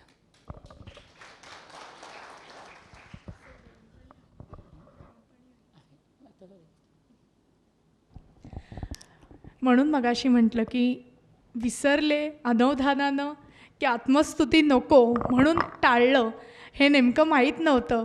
पण असेही पोलीस असतात हे तुम्हा आम्हा सामान्य नागरिकांपर्यंत पोहोचवायचं होतं. म्हणून ते लहानपणातला त्यांचा माझा हट्ट म्हणून मी ते त्यांच्याकडनं वाचून घेतलं. कधीतरी त्यांच्यापेक्षा वयानं लहान असल्याचे असे फायदे करून घ्यायचे असतात, तो हा फायदा मी करून घेतला. या सगळ्याबरोबर आता तुमची वेगवेगळ्या ठिकाणी तुम्ही कामाला रुजू होत होतात, त्याच्यातली एक महत्त्वाची जिथे सामान्य माणसाचा सतत राबता असतो तो म्हणजे एअरपोर्ट सिक्युरिटी. त्याच्याबद्दल काय सांगाल? पोस्टिंग वेगवेगळं होतं. इवन सामान्य माणसाला काय, इवन मला काही पोस्टिंग्स माहिती नव्हत्या की म्हणजे तुम्हाला SB माहिती आहे, स्पेशल ब्रांच आहे तिथे मुंबईमध्ये SB1 SB2 असतं. इमिग्रेशन आहे, त्याच्यानंतर CID आहे, SID आहे, पोलीस स्टेशन आहेत आणि अन्य काही ब्रांचेस आहेत की ज्या ब्रांचेस काय काम करतात हे तुमच्यापर्यंत पोहोचत नाही. आमचं दुर्दैव आहे की आम्ही जे काम करतो त्याचं मगाशी म्हटल्याप्रमाणे काय म्हणतो त्याला मार्केटिंग करत नाही, म्हणून तुमच्यापर्यंत पोहोचत नाही. पण खूप यंत्रणा अशा आहेत, पोलीस यंत्रणा, की जे काम करत असतात. आता ATSचं सांगायचं झालं तर ATS एक म्हणजे वेगवेगळ्या ऑर्गनायझेशन आहे, मग त्या कुठल्याही धर्माचे असोत, त्या ऑर्गनायझेशनचं म्हणजे अँटी नॅशनल काही ॲक्टिव्हिटीज करत असतील तर त्यांचा अभ्यास करत असतं, त्यांचा डेटा जमा करत असतं, त्यांच्या पदाधिकाऱ्यांची माहिती घेत असतं आणि त्यांच्यावर लक्ष ठेवत असतं. त्यांचे फोन मॉनिटर करणं, सगळं आलं, त्यांच्या ॲक्टिव्हिटीज मॉनिटर करणं, त्यांच्या मीटिंग्स मॉनिटर करणं, डमी तिथे पाठवून त्यांची माहिती मिळवणं वगैरे वगैरे करत असतं. तर हे सगळं एक तुम्ही बदक पाहिला असाल की जो बदक पाण्यावर तरंगताना दिसतो, पुढे जाताना दिसतो, पण त्याच्या खालचं पायाखाली जो पॅडलिंग करत असतो, पाय हलवत असतो आणि त्याची मुवमेंट त्यामुळे होत असते, तर ते काम म्हणजे ATSचं काम आहे. तर म्हणजे सांगायचा उद्देश असा आहे की पोलीस काय करतं हे सांगितलं जात नाही आणि पोलीस काय करतं हे आपल्याकडून ओळखलं जात नाही, तिथे थोडीशी गडबड होते. तर काम असं केलं जातं आणि त्याचं मार्केटिंग होत नाही, म्हणून ही गडबड होते. त्याच्यानंतर बऱ्याचदा आत्तापर्यंत तुमच्या बोलण्यात उल्लेख आला तो म्हणजे BDDS. मुळामध्ये BDDS ह्या शब्दापासूनच आम्हाला माहिती द्या, कारण आमचं अज्ञान तिथून सुरू होतं. आमचं दुर्दैव आहे पण आहे. व्यासपीठ आणि इथे याच्या आधी आलेले वक्ते दिग्गज सगळे होते, त्यात मी येऊन टपकलेलो पोलीसवाला आहे आणि त्यात हे अजून असं काहीतरी बंबार्डिंग करतायत. आता उत्तर तर द्यायलाच पाहिजे. BDDS bomb detection and disposal squad या नावातच बरंच काही दडलेलं आहे. बॉम्ब डिटेक्ट करणं आणि तो डिस्पोज करणं. आपल्याला माहिती आहे की तिथे BD टीम आली होती, त्यांनी बॉम्ब डिस्पोज केला इथपर्यंत, किंवा BD टीममध्ये काहीतरी मिसहँडलिंग करताना किंवा डिफ्यूज करताना डिस्पोज करताना ॲक्सिडेंट झाला, त्यात इंज्युअर्ड झालं, इथपर्यंतची बातमी आपल्याकडे पोचते. पण त्या BDDSमध्ये काम करत असताना त्याचं करेज काय लागतं, त्याचं प्रशिक्षण कसं खडतर असतं आणि जीवावर बेतणारं असतं, तरी तो रोज तेच काम करत असतो याची जाणीव आम्हाला नसते. तर त्या प्रशिक्षणासाठी त्याच्यासाठी सांगायचं म्हटलं तर BDDS तुम्ही कोणी पाहिलं आहे का आतापर्यंत? BDDSची टीम कुठेतरी चेकिंग करते आतापर्यंत? नाही पाहिलं. VIP आणि VVIP मुवमेंटच्या दरम्यान एखाद्या ठिकाणी सस्पिशियस बॅग ठेवल्याचा किंवा अनक्लेम बॅग असल्याचा कॉल ज्यावेळेला जातो किंवा कोणीतरी फोन करून सांगतो फलाना स्टेशन आज उडवणार आहोत, फलाना ठिकाणी आज बॉम्ब ब्लास्ट करणार आहोत, अशा वेळेला आम्ही सक्रिय होतो आणि रेग्युलर चेकिंग असतं. तो भाग आपण बाजूला ठेवूया. तर BD टीममध्ये काम करत असताना त्याचं प्रशिक्षण, त्याचबरोबर त्याला असलेले इक्विपमेंट्स. बॉम्बसूट घातलेले कधी पाहिलेत? कुठेतरी नेटवर पाहिलं असेल तुम्ही. बॉम्बसूट असतो, त्या बॉम्बसूटचं वजन 45 kg असतं. त्या बॉम्बसूटचे 2 पार्ट असतात. इनर एक कूलिंग सूट असतो आणि त्याच्यावरती ट्राउझर आणि आणि हेल्मेट असतं. त्याच्यामध्ये कम्युनिकेशन सिस्टम असते. समजा त्या तिथे मी माझ्या कमांडोला सांगितलं की बॉम्बसूट घालून तिथे जा, जे काय दिसतं ते मला कम्युनिकेट कर. त्या कम्युनिकेशनच्या माध्यमातून तो सांगणार, सर मी इथे बघतोय लाल काली नीली वायर दिसते, कौनसी कटो अब, हे पिक्चरमध्ये असतं, तिथे प्रत्यक्ष वेगळं असतं. पण तो जे सांगेल त्याच्यानंतर त्याचा एक्सरे काढला जातो, म्हणजे व्हिज्युअल चेक, डॉकच्या साह्यानं चेक, त्याच्यानंतर हे जे इक्विपमेंट्स आहेत, M08 वगैरे आहेत, ज्याच्या साह्यानं एक्सप्लोजिव्ह डिटेक्ट केले जातात. ह्या तिघांचं कॉम्बिनेशन केलं की आणि एक्सरे काढला की 100% आम्ही कन्क्ल्युजन येतो की याच्यामध्ये हा स्विच वापरला असावा आणि तो या पद्धतीनं ब्लास्ट होऊ शकतो. मग ह्याच्यासाठी बॉम्बसूट असतो, त्याच्यानंतर चेकिंगसाठी M08 असतं, त्याच्यानंतर तुम्ही बघता ते असं फिरवत असतात DSMD, deep search metal detector असतं, प्रोडर असतो, त्याच्यानंतर NLJE असतं, म्हणजे नॉन लिनियर जंक्शन डिटेक्टर असतं. त्याचबरोबर बॉम्ब ब्लँकेट असतं, ज्याच्यामध्ये आम्ही जे नंतर येईलच उल्लेख, काही सस्पिशियस गोष्ट किंवा हँड ग्रेनेड मिसफायर झालेला आहे त्याला उचलून सिक्युअर्ड करून त्याच्यात टाकणं, रॅप करणं, जसं तुम्ही भाकरी पोळी कधी बांधता खेड्यात जडे लोक, तसं ते. आणि मग ते बॉम्ब बास्केटमध्ये टाकणं, बॉम्ब बास्केट ट्रॉलीमध्ये टाकणं आणि तो डिस्पोज करणाऱ्या जागी नेणं आणि ते डिस्पोज करणं, हे आहे. त्याच्यानंतर डॉगचा उपयोग, डॉगला आम्ही गॉड म्हणतो. तुम्ही डॉग प्रेमी आहात कोणीतरी याच्यात?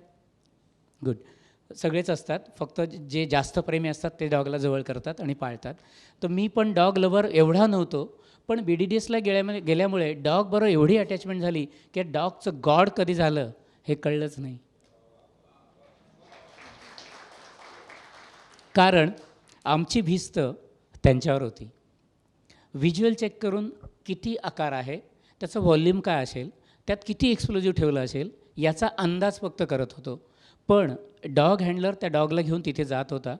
डॉगने स्निफिंग केलं की तो सिग्नल 2 पद्धतीने देतो, एक तर आयदर बसून किंवा बार्क करून, तो पण त्याच्यापासून बाजूला येऊन. मग त्याचं बार्क करणं आलं की आमची पुढची तयारी सुरू, की त्याचा एक्सरे काढला पाहिजे. एक्सरे काढल्यानंतर 3 सिस्टम आहेत, त्याला तिथे डिस्पोज करायचं का हँड एंट्री करायची, का त्याला तिथून उचलून दुसरीकडे नेऊन दुसरा चार्ज लावून ब्लास्ट करायचं. ह्या काही टर्मिनॉलॉजी तुमच्या वरून जातील, पण सांगणं गरजेचं आहे की दृष्टीच्या आड BDDS काय करत आहे आणि करत राहील याची जाणीव व्हावी.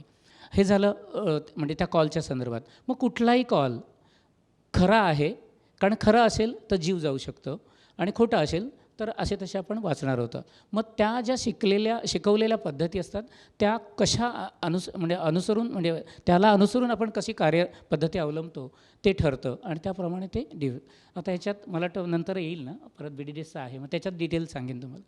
टर्मिनॉलॉजी थोडीशी वेगळी आहे, पण सांगणं गरजेचं आहे. आणि माझ्या अभ्यासातले गुरु इथे माधव पाटील सर आहेत, ट्रेकिंग सायकलिंगमधले इथे गुरुमंडळी आहेत. त्याच्यावेळी मला थोडंसं सांगताना टर्मिनॉलॉजी परफेक्टच सांगितली पाहिजे, कारण जे जगलं आहे तेच मला बोलायचं आहे, जे अनुभवलं आहे तेच मला सांगायचं आहे आणि तो मी प्रयत्न करतो आहे. यानंतर बऱ्याच लोकांच्या मनात प्रश्न आहे की इथे जे सगळे कमांडो आलेले आहेत त्यातले पूर्ण फुल सूटमध्ये आलेले आहेत, आपली सुरक्षितता पाहणं हे त्यांचं काम आहे, पण त्या कामाबरोबर आम्ही सामान्य नागरिकांनी काय करायला पाहिजे? समजा आम्हाला एखादी गोष्ट अशी समोर दिसली सस्पेशियस, तर त्याच्यावरती पॅनिक न होता किंवा कशा पद्धतीने रिॲक्ट व्हायला पाहिजे? कोणती सस्पिशियस बॅग दिसली किंवा कोणती वस्तू दिसली किंवा व्यक्ती दिसलं, सर्वप्रथम आपण सिक्युअर्ड व्हायचं, थोडंसं लांब जायचं, लोकांना तिथून इव्हॅक्युएशन करायला सांगायचं, ते कॉर्डन ऑफ करून घ्यायचं. म्हणजे सांगूनच, बाबा समजा आता हे मला आढळले, हे टेररिस्ट आहेत, त्यांच्याकडे बॉम्ब आहे, मी काय सांगणार, चला आम्ही इथून तिकडे जातो, तुम्ही सगळे तिकडे व्हा. म्हणजे आपोआप इव्हॅक्युएशन झालं. ओके. आणि मग इमिजिएट कन्सर्न पोलीस स्टेशन किंवा कंट्रोलला कॉल द्यायचा. कंट्रोलला कॉल दिल्यानंतर त्यासाठी जे सेक्शन आहे BDDS, ती टीम येईल. इव्हॅक्युएशन झालेलं असेल म्हणजे दरम्यानच्या कालावधीमध्ये जर टाईम मेकॅनिझम असेल, 5 मिनटं, 10 मिनटं, 15 मिनटं, अर्धा तास, त्याच्या टार्गेटप्रमाणे तो सेट करतो. तसं असेल तर ब्लास्ट झालं तरी माणसं वाचतील, होणार नाही काही, आणि नंतर टीम येते आणि ते डिस्पोज करून जाते. काल पण आम्हाला अशी सिच्युएशन होती, यांनी फेस केली ती.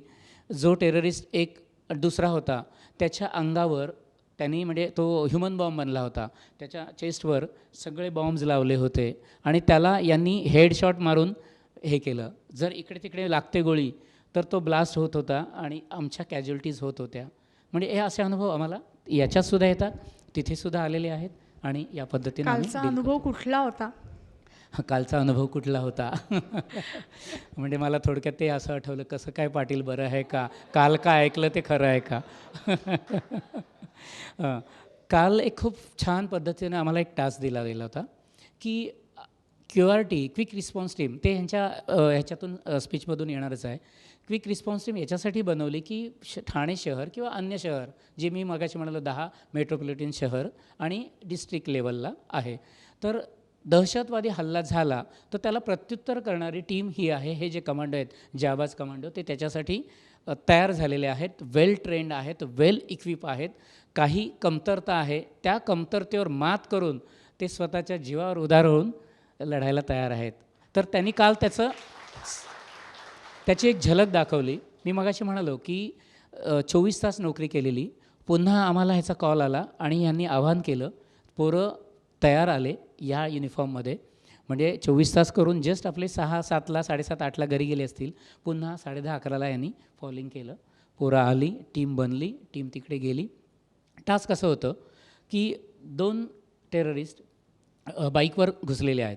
एकाने त्यांच्या ॲडमिनच्या ठिकाणी होस्टेज केलं होतं 12 का 15 जणांना, आणि एक प्लांटमध्ये गेला होता जिथे त्यांचं ॲक्च्युअल प्लांट होता, मोठे मोठे टँक होते. तर त्याच्याकडे म्हणजे तो ह्युमन बॉम्ब होता. तर त्या सिच्युएशनला आमच्या टीमने प्रॉपर प्लॅनिंग कसं असतं, एखाद्या ठिकाणाचं म्हणजे आपल्याकडे व्हायटल इन्स्टॉलेशन्स असतात, ABC अशी वर्गवारी केली जाते. आपल्या ठाण्यामध्ये 85 आहेत, त्यापैकी आमच्या दृष्टीने जास्त फुटफॉल आहे असे आम्ही निवडतो. मला वाटतं 54 आहेत, किती आपले 44 आहेत. तर 44मध्ये म्हणजे कुठेही तुम्ही महापालिका सांगाल तर आमचे हे कमांडोज आहेत, हे तुम्हाला सांगू शकणार की महापालिका अशी आहे, महापालिकेचं ग्राउंड फ्लोअर असं आहे, बेसमेंट असं आहे, फर्स्ट फ्लोअर असं आहे. समजा सरांनी कोणीतरी टीप दिली की ते बाबा या दालनाच्या तिकडे आहेत, तिथे न जाता आमचे कमांडोज मॅपवर रीड करणार, अभ्यास करणार, त्यांना ब्रीफ करणार आणि तिथून टीम निघून येणार, कमांड पोस्ट एस्टॅब्लिश करणार आणि आमचा टास्क पुरा करणार, अशी तयारी यांची आहे. म्हणजे एवढे मॅप, म्हणजे एवढ्या इन्स्टॉलेशन्स, व्हायटल इन्स्टॉलेशन्स. मग ते तुमचं हे नाट्यगृह असू दे, तुमचं हे गडकरी पण आमच्याकडे आहे, TMC ऑफिस आमच्याकडे आहे, वेगवेगळे मॉल आमच्याकडे आहेत, काही थिएटर्स आहेत, काही कंपनीज आहेत, ऑर्डिनन्स फॅक्टरी आहेत. या सगळ्याचा इत्थंभूत अभ्यास आमच्या या टीमचा आहे. मी फक्त घोड्यावर बसून, उंटावर बसून हाकत असतो, पण तो अभ्यास आहे आणि त्या अभ्यासाच्या जोरावर कॉन्फिडन्स वाढतं. म्हणजे डोळे झाकून सांगू शकतील. यांना जर तुम्ही विचारलं ना कुठला तो मॉल आता पण हे गेला, तो आपला हे जाऊ दे ना, जेलचं सांगितलं, काही सिक्रेट ओपन नाही होत, कारण जेल तुम्हाला वरून पण दिसतो. जेलमध्ये काय आहे, अंडा सेल कुठे आहे, अन्य बॅरॅक कुठे आहेत, कच्चे कैदी, पक्के कैदी आणि शिक्षा भोगलेले कैदी म्हणजे लागलेले कैदी, त्यांचं स्पॉट. त्याच्यानंतर मग तिथे जर समजा टेररिस्ट अटॅक झाला तर तो कसा न्यूट्रलाइज, ती थ्रेट कशी न्यूट्रलाइज करणार, तो सुद्धा अभ्यास आमचा होता. आणि या 2 तारखेला आम्ही ते केलं आणि काल याला सेंच्युरीला केलं होतं आणि उत्कृष्ट रीतीनं केलं गेलं, प्रोफेशनल लेवलवर केलं गेलं. कारण तिथे एक मेजर होते का कॅप्टन होते, ते शिंदे सर, सॉरी लेफ्टनंट. तर त्यांनी काय केलं, आम्हाला जी पूर्वतयारी पाहिजे ती त्यांनी करून ठेवली. त्यांच्या शिफ्ट चेंजला कोणाला इकडे तिकडे होऊ दिलं नाही. त्यांचा स्टाफ आमच्यासाठी ठेवला. त्यांनी प्रत्येक ठिकाणी छान पद्धतीनं कॉर्डन करून ठेवलेलं आणि सिच्युएशन फक्त आम्हाला टॅकल करायची होती की टेररिस्ट त्याचा राजमार्ग आम्ही त्याने जावं आणि ते न्यूट्रलाइज करावं. तर ते एक काल छान झालं. तिथे बऱ्याच एजन्सीज इन्व्हॉल्व असतात, तुम्हाला ते माहिती नाही, पण काल खूप छान पद्धतीनं कुठलीही इंजुरी न होता. अजून त्याच्यात एक मोठं गंमत झाली की ॲक्च्युअल आहे असं गृहीत धरून तिथे एक स्टर्न ग्रॅनेड नावाचा प्रकार आहे. स्टर्न ग्रॅनेड जे असतात ना, तो स्टर्न ग्रॅनेड फोडला गेला आणि तो स्टर्न ग्रॅनेड ज्या रूममध्ये 12 का 15 लोकं होती, 12 लोकं होती, त्या रूममध्ये हा एक टेररिस्ट त्याने ओलीस ठेवलेलं. मग टेररिस्टची मानसिकतेचं कच्चीकरण करावं, त्याला आपल्याला पटकन न्यूट्रलाइज करता यावं किंवा त्याच्यावर काउंटर अटॅक करता यावा म्हणून स्टर्न ग्रॅनेड फोडला आणि त्याचे साक्षीदार ते 12 जण आहेत. ते 12च्या 12 जण सुन्न झाले होते काही मिनटं, 7 ते 10 मिनटं. आणि त्याचा इम्पॅक्ट त्यांनीच त्यांच्या शब्दात बोलून दाखवला. तर असं होतं आणि अशी कारवाई हे आमचे जाबाज कमांडो करतात. बऱ्याचदा ह्या सगळ्या कमांडोंचा उल्लेख येतोय, तर ह्यांच्या ड्रेसबद्दल आणि ह्यांच्याबद्दल आम्हाला एक माहिती कळली तर आनंद होईल. आकाश इर्लेना मी बोलवेन किंवा बच्छाव साहेब कोणी युनिफॉर्ममध्ये असल्यामुळे ते येतील. त्यांना थोडा वेळ उभं ठेवूया. हां, तुम्ही पोडियमला घे.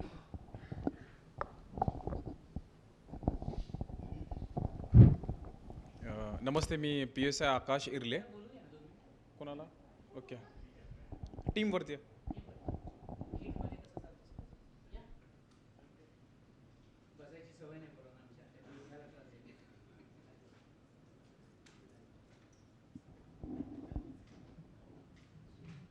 किती जणांची पोटं सुटलेली दिसतात हो?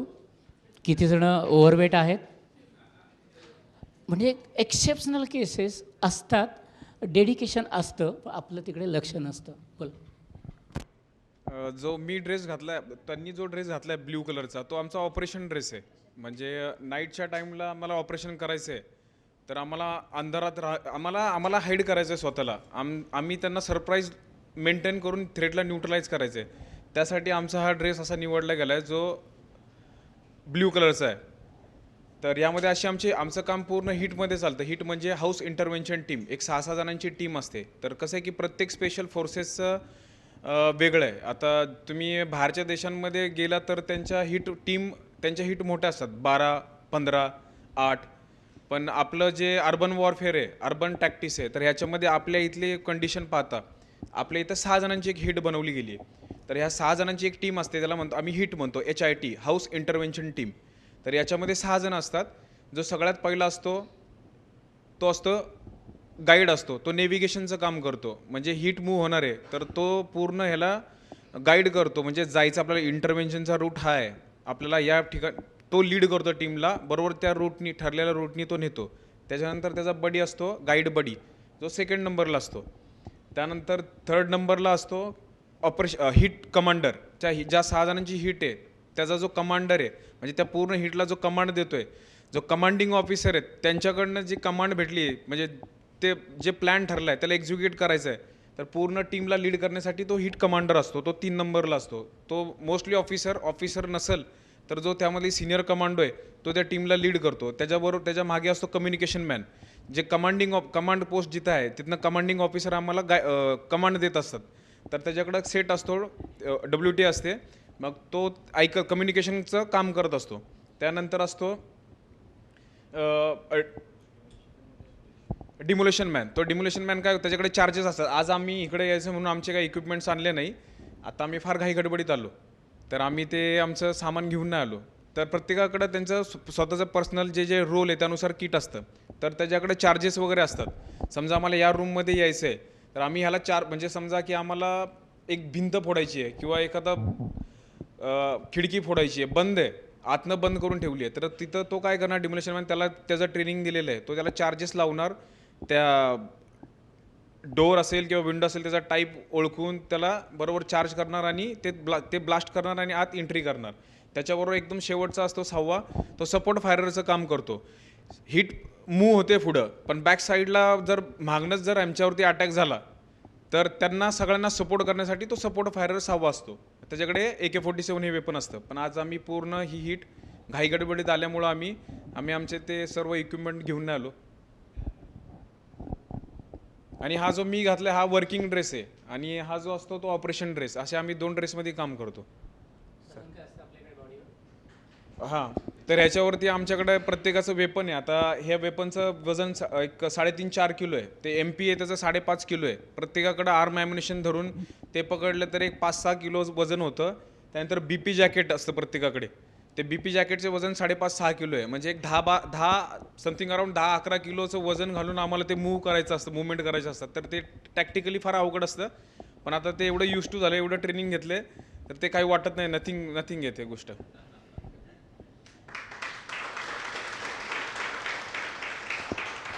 वर आलोच आहे तर फक्त QRTची सगळी टीम येऊ दे ना, तुम्ही पण या. सिव्हिलमधले पाटील 1 मिनिटासाठी या आणि मग खाली जा.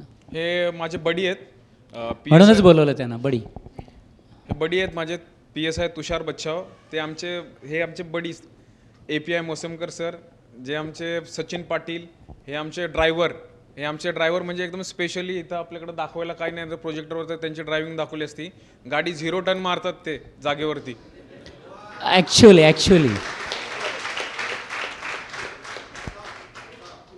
हां, त्यानंतर हे आमचे दत्ता पाटील, जे आमचं कोत असतं जिथं आमचं आर्म ॲम्युनिशन ठेवलं असतं त्याचे पूर्ण इंचार्ज, त्याची काळजी घेणं, त्यांचं मेंटेनन्स पाहणं, जे आमचे इक्विपमेंट्स आहेत, WT असेल ते नेहमी चार्ज ठेवणं, म्हणजे आम्ही रेडी कंडिशनमध्ये ठेवायचं आहे सगळ्यांना, ते महत्त्वाचं काम ते करतात.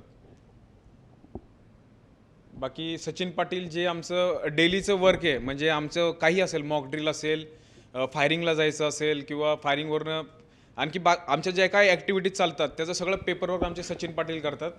आणि हे आमचे commanding officer Raju Patil sir, ते मल्टी टॅलेंटेड सगळं ते आम्हाला कमांड करतात.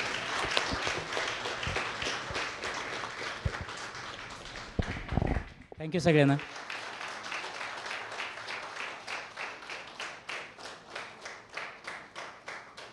झाली बाबा एकदाची सुटका. AK-47, MP5, ग्लॉक पिस्तल, तरी अजून स्टर्न ग्रॅनेड नाही आहे, स्मोक ग्रॅनेड नव्हतं आणि आमची स्नायपर नव्हती.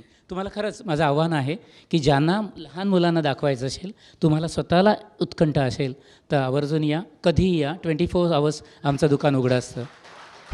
कारण आम्हाला तुमच्यापर्यंत पोचायचं आहे. कारण तुम्हीच आमचे डोळे असाल, कान असाल, की जे आम्हाला वेगळ्या पद्धतीची इन्फॉर्मेशन रेग्युलर देत राहाल आणि त्याचा परिणाम आपण सगळे सुरक्षित राहण्यात होईल. खरंच यांनी म्हटलं तसं श्वास टाकला बाबा एकदाचा. कारण ही टर्मिनॉलॉजी समजून घेताना आपल्याला एवढा त्रास होतोय, तर प्रत्यक्ष वापरताना त्यांना किती त्रास होत असेल हा आपला विचार करण्याचा भाग आहे. आत्ता बऱ्याच वेळेला उल्लेख आला 26/11चा. फक्त नाम ही काफी आहे. 26/11 असं म्हटलं तरी अंगावरती शहारा येतो आणि आपण आजही स्तब्ध होतो. कारण घटनाच अशी होती ज्याचे प्रत्यक्ष साक्षीदार आज आपल्यासमोर आहेत, तर त्यांच्याच तोंडून ह्या सगळ्याबद्दल ऐकायचं आहे.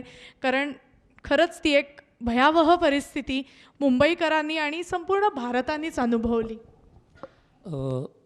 एक सिरियस विषय किंवा इतिहास पुन्हा तुमच्यासमोर दृष्टीपटावर आणण्यापूर्वी खात्यातले काम करणारे लोक किंवा तुम्ही एक गोष्ट अनुभवता. कोणीतरी एका छान म्हणजे लिखाण केलेलं आहे, त्या काही पंक्ती मी तुम्हाला वाचून दाखवतो. एखाद्याला आश्रय दिला तर तो डोक्यावर बसतो, माना हलतील, चेहऱ्यात हास्य कुठेतरी दिसते मला. विश्वास ठेवला तर नुकसान करतो, आदर केला तर खुशामत समजतो, चांगले सांगितले तर नाराज होतो, क्षमा केली तर दुर्बल समजतो आणि उपकार केले तर कृतज्ञ होतो, प्रेम केले तर आघात करतो, मैत्री केली तर शत्रू बनतो. म्हणून आम्हा पोलिसांना पण आणि तुम्हाला सांगितलं आहे कोणत्या गीतकाराने किंवा ज्याने लेखन केले, वाचा, समजा आणि निर्णय घ्या. माणसातलं माणूसपण टिकून ठेवा. दुसऱ्यासाठी जगण्याचा प्रयत्न करा आणि त्या सेल्फ सेंटर्डमधून म्हणजे स्वयंवलयामधून थोडंसं बाजूला येऊया आणि काम करूया. म्हणून हे काम करतो आहे. हे थोडंसं आवर्जून मला सांगायचं होतं. आणि मॅम म्हणाल्या की तुम्ही एवढं काम कसं करू शकलं, त्याच्यामागे एक प्रेरणा आहे. ती प्रेरणा अशी आहे की मी ज्या इन्स्टिट्यूटमध्ये काम केलं आहे, मी माधव पाटीलचे साक्षीदार आहेत.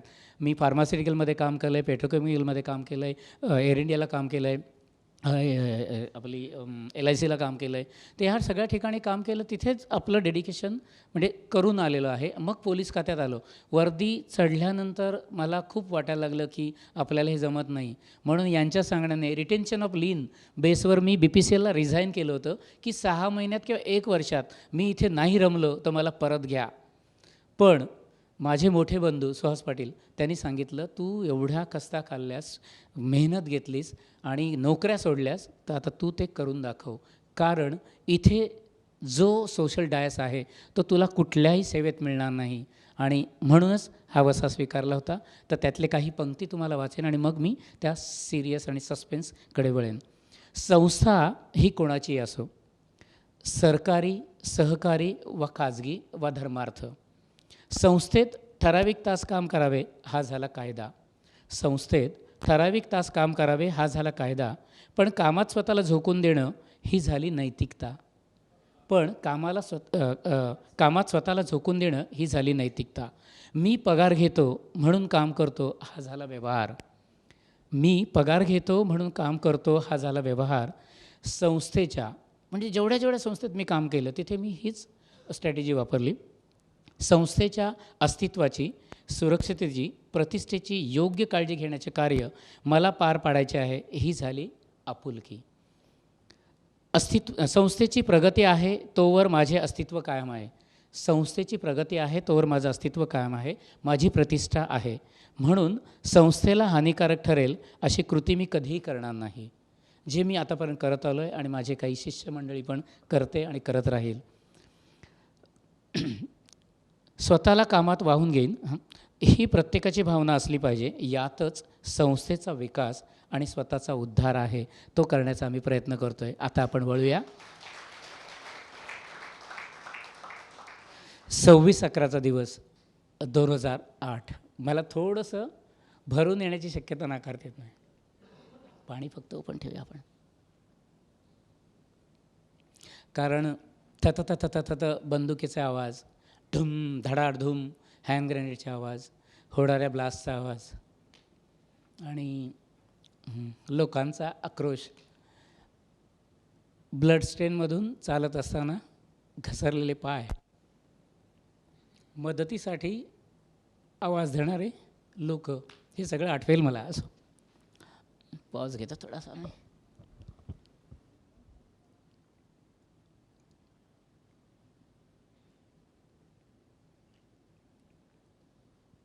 सॉरी, मी थोडंसं डिस्टर्ब केलं आणि इंटरप्ट केलं तुम्हाला.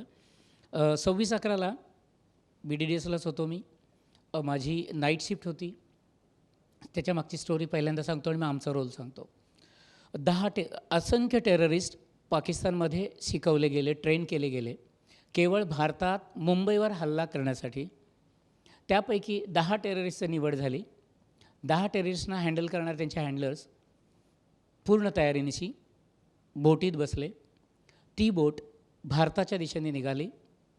समुद्रात आपली एक गुजरातची बोट, ज्या बोटीचं नाव होतं कुबेर, त्याचा तांडेल होता, नाव विसरलो मी त्याचं. तर ती बोट समुद्रात आली. आपली बोट तिथे दिसली.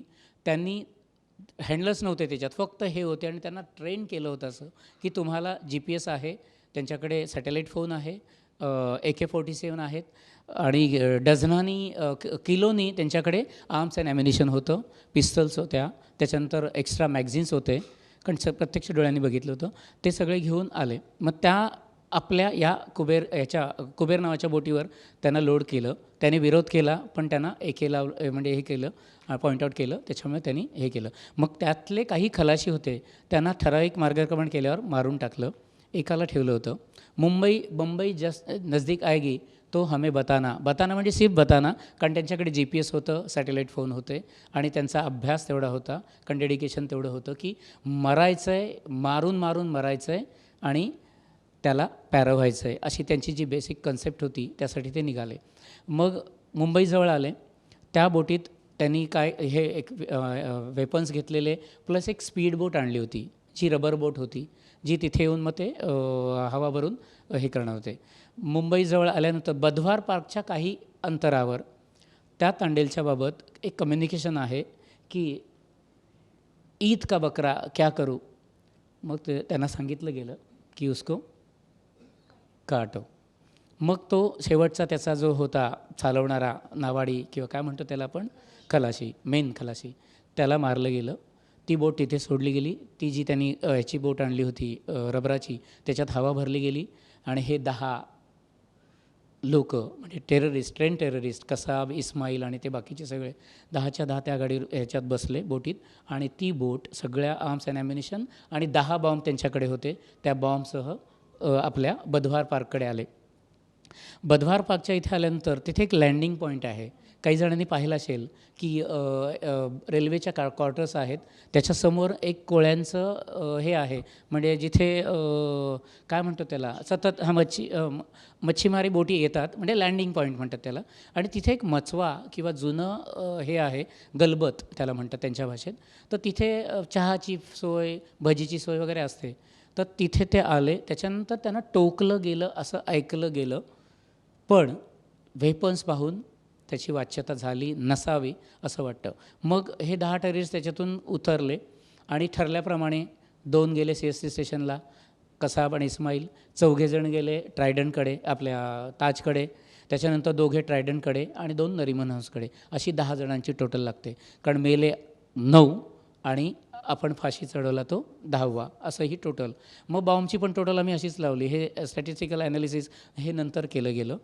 तर हे आले. मग 2 त्यातला आपण त्याचा पहिला रोल घेऊया की कसाब आणि इस्माईल CST स्टेशनला आले.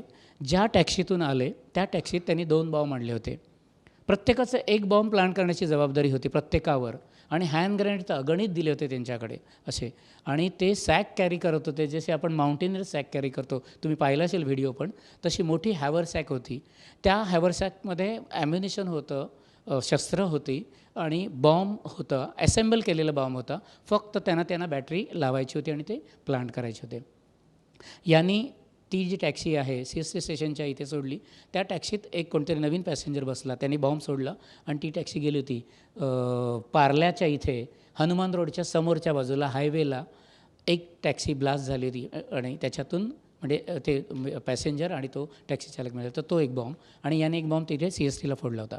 CSTला हे तिकडची तुम्हाला जर एन्क्वायरी हे बुकिंग हे आहे रिझर्वेशन काउंटर, त्या रिझर्वेशन काउंटरच्या दिशेने ते गेले आणि आपलं सुदैव त्यांना तिथून तिथे पोहोचायला काही वेळ लागला. त्याच्यामुळे गर्दीचा जो हे होता, तो जो म्हणजे पीक अवर्स होते त्याच्यात गर्दी थोडी कमी होती.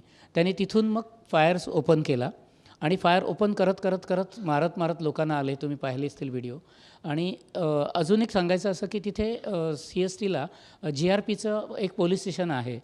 त्या पोलीस स्टेशनला एक सब इन्स्पेक्टर का ASI होता, मला आठवत नाही आता, तो फक्त त्याच्या फोनवर असा बोलत होता म्हणून तो वाचला, कारण तिथे एक गोळी लागलेली. मी माझ्या डोळ्यांनी त्याचं ते होल पाहिलेलं आहे.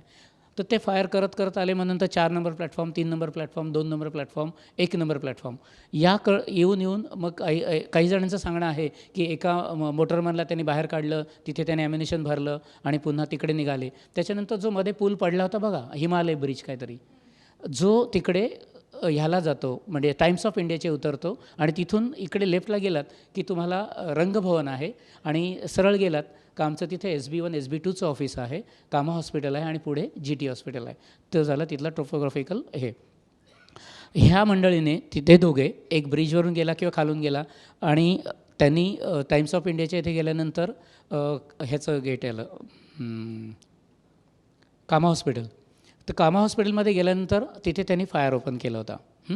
आणि तिथे काउंटर अटॅक करण्यासाठी आपले आता जे दातेसाहेब, जे आता ATSचे चीफ काल झाले आणि आजच त्यांनी हे घेतलं, चार्ज घेतला, ते होते. मग त्यांनी तिथे काउंटर अटॅक केला. त्याच्यात पण हे त्यांनी म्हणजे आपल्यात काही इंजुरी झाली, यांना काही झालं नाही, हे बाहेर आले. त्याच्या आधी त्यांनी तिथे ज्याच्याकडून पाणी मागितलं होतं, त्या सफाई कर्मचारी, त्याच्या मुलालाही मारलं होतं. आणि तिथून मग ते पुन्हा या बाजूला आले. आणि त्याच दरम्यान सॅटेलाईट फोनवर कदाचित, प्रिंट मीडिया कोणी नाही ना आपल्याकडे, नाही तर परत हे वादाचं व्हायचं, कदाचित सॅटेलाईट फोनवर TV वर ते दाखवलं जात होतं. त्या सॅटेलाईट फोनवर यांनी कम्युनिकेशन केलं असावं की करकरे साहेब, कामटे साहेब, साळसकर साहेब आणि अन्य टीम जी एका एबल सरांची गाडी होती त्या कॉलिसमध्ये बसले होते आणि त्या डायरेक्शननी जात होते. आणि हे तिथे कॉर्पोरेशन बँकचं माझ्या प्रत्यक्ष सगळं डोळ्यासमोर आहे. कॉर्पोरेशन बँकेचं ATM होतं. त्या ATMच्या इथे ते ॲम्युनिशन भरत होते आणि ही गाडी आली. कदाचित त्यांना ती इन्फॉर्मेशन असेल किंवा त्यांना वाटलं असेल की पोलीस आली, गाडी ती उडून टाका. त्याने अशी छाननी केली होती त्या गाडीची की ती गाडी आम्ही नेक्स्ट डे मॉर्निंगला 8-8:30 वाजता इथे सोडलेली. तुम्हाला माहिती आहे विधान भवनच्या इथे. मग इथे त्यांनी फायर केलं. त्यावेळेला चालवायला बसले होते Salaskar sir, Karkare sir, Kamte sir, ह्या लोकांना यांनी एकाला बॉडीला इकडे टाकलं, एक बॉडी तिकडे टाकली, मधल्या बॉड्या या बाजूला टाकले आणि ती गाडी घेऊन त्या गाडीत 2 जवान होते. एक मेलेला डेड होता आणि एक जिवंत होता. पवारच का जाधव ना त्याचं. मग ती गाडी त्यांनी हायजॅक केली आणि त्या गाडीची डायरेक्शन त्यांनी विधानभवनकडे गेली. विधानभवनकडे जाताना मागचा टायर एक ब्रश झाला टायर म्हणून त्यांना ती गाडी नाईलाजास्तव सोडायला लागली. त्यात इस्माईल होता आणि कसाब होता. ती गाडी तिथे सोडली आणि समोरून येणारी स्कोडा आहे त्याला परत गन पॉईंटवर केली आणि स्कोडामध्ये भरली. स्कोडाची डायरेक्शन चौपाटीकडे होती. त्या स्कोडामध्ये हे बसले, त्यांचं ॲम्युनिशन घेतलं आणि त्या गाडीमध्ये कॉलिसमध्ये एक जवान होता जो नंतर केलेला मोबाईलचा आवाज आला, पुन्हा त्याने फायर केलं होतं उतरताना, त्याच्यातूनही देवाच्या कृपेने वाचला. त्याने कॉल दिला की स्कोडा हायजॅक केलेली आहे आणि ती या दिशेने होते. हे सगळं होत असताना नाट्य पोलीस तयारच होती, वेगवेगळ्या ठिकाणी नाकाबंदी केली होती, पण स्पेसिफिक गाडी तिकडे येते म्हणून तिथली टीम बऱ्यापैकी तयार होती. आणि मग ती गाडी तिथे गेली आणि ते काय नाट्य झालं ते तुम्हाला बऱ्यापैकी माहिती आहे. ओंबळे नावाचे SI त्याच्यात शहीद झाले. त्यात गोळीत हा इस्माईल मारला गेला आणि याला थोडंसं दुखापत झाली होती. तो जिवंत एकमेव साक्षीदार आपण म्हणजे टेररिस्ट पकडला होता. त्याच्या जोरावर, त्याच्याकडून मिळालेल्या माहितीवर आणि हे अन्य पुरावे त्याच्याशी जोडले तर ते पाकिस्तानीच होते हे सगळं आपल्याला सिद्ध करायला मिळालं. तर हा झाला इकडचं नाटक. त्याच दरम्यान ताज हॉटेलच्या इथे समोरून एंट्री न करता त्याने बॅक साईडने एंट्री केली, जिथून त्यांचं सगळं सामान किंवा त्यांच्या एम्प्लॉईज जातात तिकडून. आणि मग त्यांनी ते फर्स्ट फ्लोअर, सेकंड फ्लोअर इकडे अंधाधुंद फायर केली. बऱ्याच ठिकाणी त्यांनी हँड ग्रेनेड फोडले होते.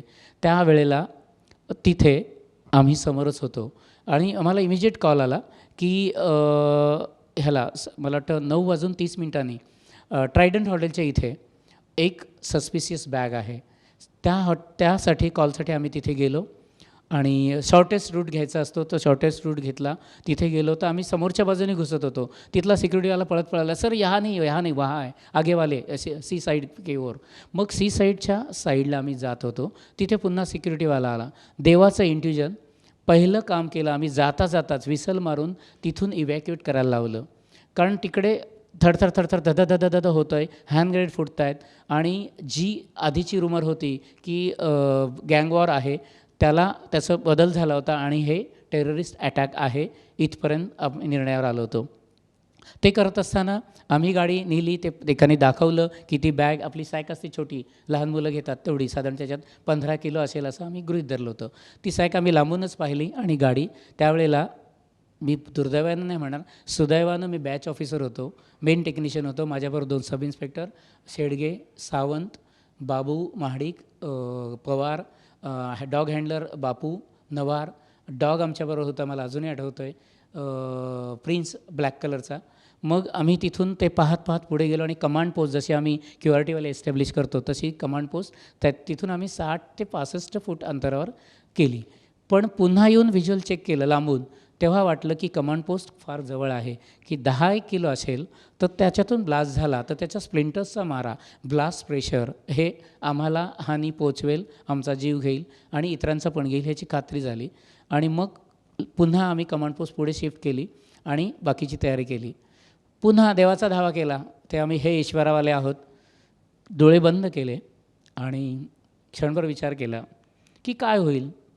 ब्लास्ट झाला तर ब्लास्ट होऊ दे, 100% इव्हॅक्युएशन करून घ्या, कारण बिल्डिंग बांधता येते, माणसांना परत आणता येत नाही. तोच निर्णय इतरांवर लादला. कमांड पोस्ट एस्टॅब्लिश केली, बॉम्बसूट घातला गेला, आमचं एक्सरे स्कॅनिंग तयारी झाली. नवार आणि सब इन्स्पेक्टर सावंत प्रिन्सला घेऊन आले. त्यांनी त्या बॅगला चेक केलं. व्हिज्युअली तर आधीच झालं होतं डॉगच्या साहाय्यानं. डॉगने पॉझिटिव्ह सिग्नल दिला झालं, आमचं चक्र सुरू झालं की धोका आहे 101%. आम्ही पुन्हा यांना माघारी घेतलं.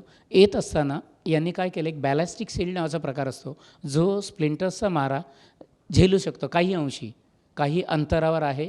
एक्सप्लोजन किती मोठं आहे त्याच्यावर ठरतं, हे गणित आहे. तर त्यांनी आमच्या दिशेने स्प्लिंटर्स येऊ नये म्हणून ती एक ठेवली होती. ती ब्लास्टनंतर कुठे गेली ती कळलंच नाही, म्हणजे तिचा काय झालं कळलं नाही. आणि पुन्हा आम्ही तिथे गेलो, सेम विचार परत सांगितला गेला. तोपर्यंत ऑफ बॅचचे ऑफिसर्स, आमचे इन्चार्ज स्टीवन अँथोनी सर आले, जे आता रिटायर्ड झालेत, आणि गावडे साहेब जे आपल्या याला आहेत ते, हे बाकीचे ऑफ बॅच स्वतःहून स्वेच्छेने जीव धोक्यात घालण्यासाठी नोकरीला बांधील आहेत म्हणून आले होते. त्याच्यामुळे आमची स्ट्रेंथ वाढली. मग 1 गाडी 2 गाडी 3 गाड्या अशा केल्या गेल्या. तर तिथे तो बॉम्ब काही वेळाने आपले हसन गफूर सर होते त्यावेळेला CP, ते स्वतः त्या पॉईंटपासून काही अंतरावर आले.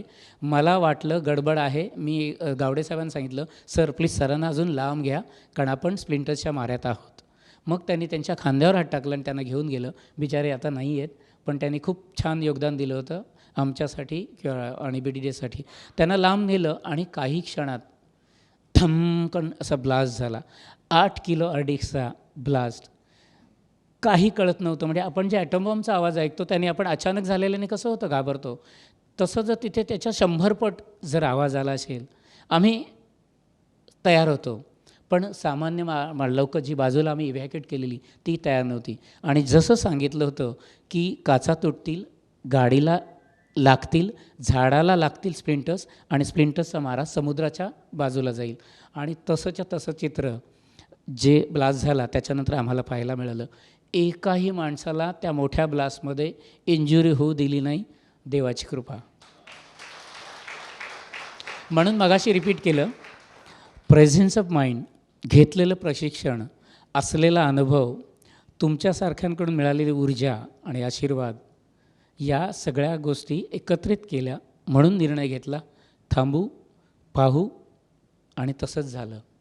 अजूनही हे होतं, हे झालं आमचा रोल. त्यानंतर आम्हाला इमिजिएट कॉल आला की ताजच्या समोर एक सस्पिशियस बॅग आहे, आणि हा इथे ब्लास्ट झाल्यानंतर आमचा रोल सुरू होतो. सेकंडरी ब्लास्ट करण्याची शक्यता असते, टेररिस्ट त्यांचं ते मोडस ऑपरेंडी आहे. मग तिथे परत त्या आवाजातून सावरत नाही, खळखळ ते संपत नाही, लोकांचा आक्रोश आतमधला ऐकायलाच येतो आहे. तिथे आतमध्ये फायरिंग चालू आहे, हँड ग्रेनेड फुटतात, हे सगळं होतं. आणि आम्ही त्यांच्या कारगर रेंजमध्ये होतो. तरी तिथे सेकंडरी चेक केला गेला आणि तिथून आम्ही काही नाही मिळालं. मग आम्हाला कॉल आला की तिकडे जा. कुठे? ताजच्या समोर. ताजच्या समोर तुम्ही पाहिलं असेल शिवाजी महाराजांचा स्टॅच्यू आहे, ताज हे गेटवे त्याच्या लेफ्ट साईडला. तर तिथे आम्ही गेल्यानंतर, आम्ही जायच्या आधी आम्ही जी गाडी 2 केली होती तयार, जी सपोर्टिंग गाडी होती, त्या गाडीतला मॅक्स नावाचा आमचा डॉगी आहे व्हाईट, आणि बापू गावडे आणि सेडगे म्हणून सब इन्स्पेक्टर होता, त्यांनी जाऊन ते चेक केलं होतं कारण त्यांना पहिला कॉल होता. पण ती गाडी डिस्पोजल व्हॅन नसल्यामुळे, त्यांच्याकडे बॉम्बसूट आणि अन्य इक्विपमेंट नसल्यामुळे त्यांना आम्ही अलाव केलं नव्हतं आमच्या इन्चार्जनी. आणि मग आमची टीम तिकडे गेली. तिथे गेल्यानंतर पाहिलं हे असे कॅमेरे कैक लागले होते, म्हणजे त्यांच्या अगदी कारगर रेंजमध्ये. म्हणजे तिथे समोर ती बॅग आम्हाला दिसते, ती त्यांना माहिती नाही. आणि यांचं सगळं कॅमेरे कुठे ताजमध्ये होणाऱ्या हालचाली टिपत होते, कुठे लाईट लागते, कुठे मुवमेंट होते वगैरे वगैरे. मग आमच्यापुढे पहिलं चॅलेंज होतं की ब्लास्ट झाला की त्यांनी फायर केलं तर सगळी मीडियाची मंडळी 80, 90, 100 काय असतील ती जाऊ शकते. मग त्यांच्याशी गोड बोलून त्यांना ते सांगितलं, बॉम्बचं नाही सांगितलं, की तुम्ही कृपा करून मागे जा. मग त्यांना 100-1 मीटरवर नेऊ शकलो आम्ही. देवाची कृपा की ते न ऐकणाऱ्यांनी त्यावेळेला बऱ्यापैकी ऐकून घेतलं. देवाचा धावा कामी आला आणि त्यांना आम्ही तिथे सुरक्षित ठेवलं. आणि त्यांच्या नकळत आमचं ऑपरेशन सुरू झालं. ऑपरेशन कसं? पाहणं, व्हिज्युअल चेक, डॉगच्या साहाय्यानं, मग एक्सरे काढला, डॉगचं एक्सरे, ह्याचं कॉम्बिनेशन केलं की आम्ही 100% निष्कर्षाप्रत होतो. त्याच्यामध्ये 2 बॅटरीज दिसत होत्या, 2 डिटोनेटर दिसत होते, एक कॉर्टेक्स वायर दिसत होती एक्सरेमध्ये. जसं मी सांगतो आहे ते आम्हाला माहिती असल्यामुळे. आणि PT एक स्विच दिसत होता. तर तो स्विच कोणता असावा हा आमच्यापुढे प्रश्नचिन्ह पडला. मग 2 बॅटऱ्या, 2 डिटोनेटर, 8 किलो ॲडिक साधारण वेट आमचा अंदाज केला होता असेल. तर त्या 2 बॅटऱ्या का वापरल्या, 2 डिटोनेटर का वापरलं, हे आमचं हे झालं. मग आपल्याला डिफ्यूज करताना दोन्ही डिटोनेटरला एक तर बाहेर काढावं लागेल की त्यांना सप्लाय होणारा बॅटरी डिस्कनेक्ट करावं लागेल. पिक्चरमध्ये विचारतात लाल काटू, हरी काटू, नीली काटू, तसं काय नसतं. डिटोनेटरला येणारा पुरवठा इलेक्ट्रिसिटीचा तो जर डिस्कनेक्ट केला तर डिटोनेटर काय ब्लास्ट होत नाही. मग ते करायचं ठरवलं गेलं. अक्षरशः म्हणजे तिथेसुद्धा डिस्कशन होतं की एक्सरे आम्ही रिमोटली एक्सरे पाहत होतो. एक्सरे ज्याने काढला त्याने ते ठेवलं तिथे जनरेटर स्क्रीन आणि तो तिकडे आला. मग आमच्याकडे कॉम्प्युटरवर लॅपटॉपवर दिसत होतं. मग तो स्टडी झाला आणि ते कसं डिफ्यूज करायचं, प्लान 1, प्लान 2, प्लान 3. तर प्लान 3 आला की हँड एंट्री. आता हँड एंट्री करायची म्हणजे प्रत्यक्ष जाऊन तो ब्लास्ट तिथे होऊ द्यायचा नव्हता. मग प्रत्यक्ष जाऊन त्या डिटोनेटरला आपलं गिर्यारोहणाचं आपलं काम आलं, हुक अँड लाईन सेट ते वापरलं. त्याला हुक लावला गेला, रिमोटली खेचला गेला, डिटोनेटर डिस्कनेक्ट झाला. डिटोनेटर एकदा बाहेर झालं मग ते टायमिंग कितीही असो ना, डिटोनेटर ब्लास्ट होईल, तो एक्सप्लोजिव्ह ब्लास्ट होणार आहे, तो एक हे आहे.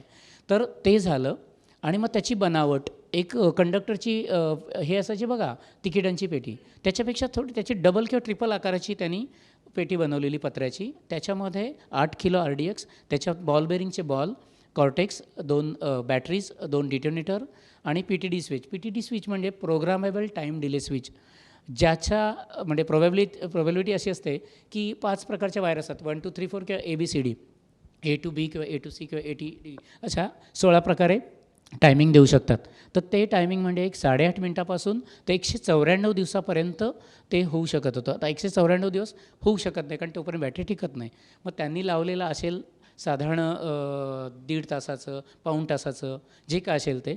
बरं आम्ही ते डिफ्यूज करण्यात सक्सेस झालो कारण ते बाहेर काढलं आणि मग हा अभ्यास झाला, हे डिफ्यूज झालं. त्याच्यानंतर दुसरी टीम काय करणार, पुन्हा एक्सरे काढला आणि ते जो सगळा हे होतं साठा त्यांचा एक्सप्लोजिव्हचा आणि 100% सिक्युअर्ड झालं होतं. मग ती आमची टीम घेऊन गेली कुठे, डिमोलिशन आम्ही ग्राउंड केलं होतं तुमची चौपाटीला. तर चौपाटीला नेलं आणि तिथे त्यांनी सिक्युअर हे करून ठेवलं, म्हणजे वेगळं डिसमेंटल केलं ते थोडक्यात, की पुराव्यासाठी सादर करायचं आहे. मग त्याचा पंचनामा वगैरे त्या कन्सर्न पोलीस स्टेशनने केला. त्याच्यानंतर पुन्हा एक कॉल आला की मागच्या बाजूला, ताजच्या मागच्या बाजूला हे जे घुसले होते ना, त्यापैकी एकाने तिथे प्लान केलं होतं, बडेमिया किंवा लिओपोर्ड हॉटेल, आठवते तुम्हाला, जिथे फॉरेनर्सचा रेलचेल असते. आम्ही गिर्यारोहक कधी ते तिकडे काय सामान मिळवून मिळतं म्हणून जात असतो. तर त्या लिओपोर्डच्या इथेसुद्धा एक सस्पिशियस बॅग आहे. आता गंमत अशी झाली की सस्पिशियस बॅग, टेररिस्ट म्हणजे पुन्हा 100% खात्री. पण आधी केलेला बॉम्ब डिफ्यूज होता, त्याचं मेकॅनिझम किंवा त्यांनी बनावट, आणि ती बनावट एक्सरेमध्ये लगेच प्रूव्ह झाली. त्याच्यामुळे इथे आम्हाला जवळजवळ 1.25 तास गेला होता. इथे आमचं 30 ते 35 मिनटात डिफ्यूज करणं शक्य झालं. म्हणजे एक इकडचा ब्लास्ट,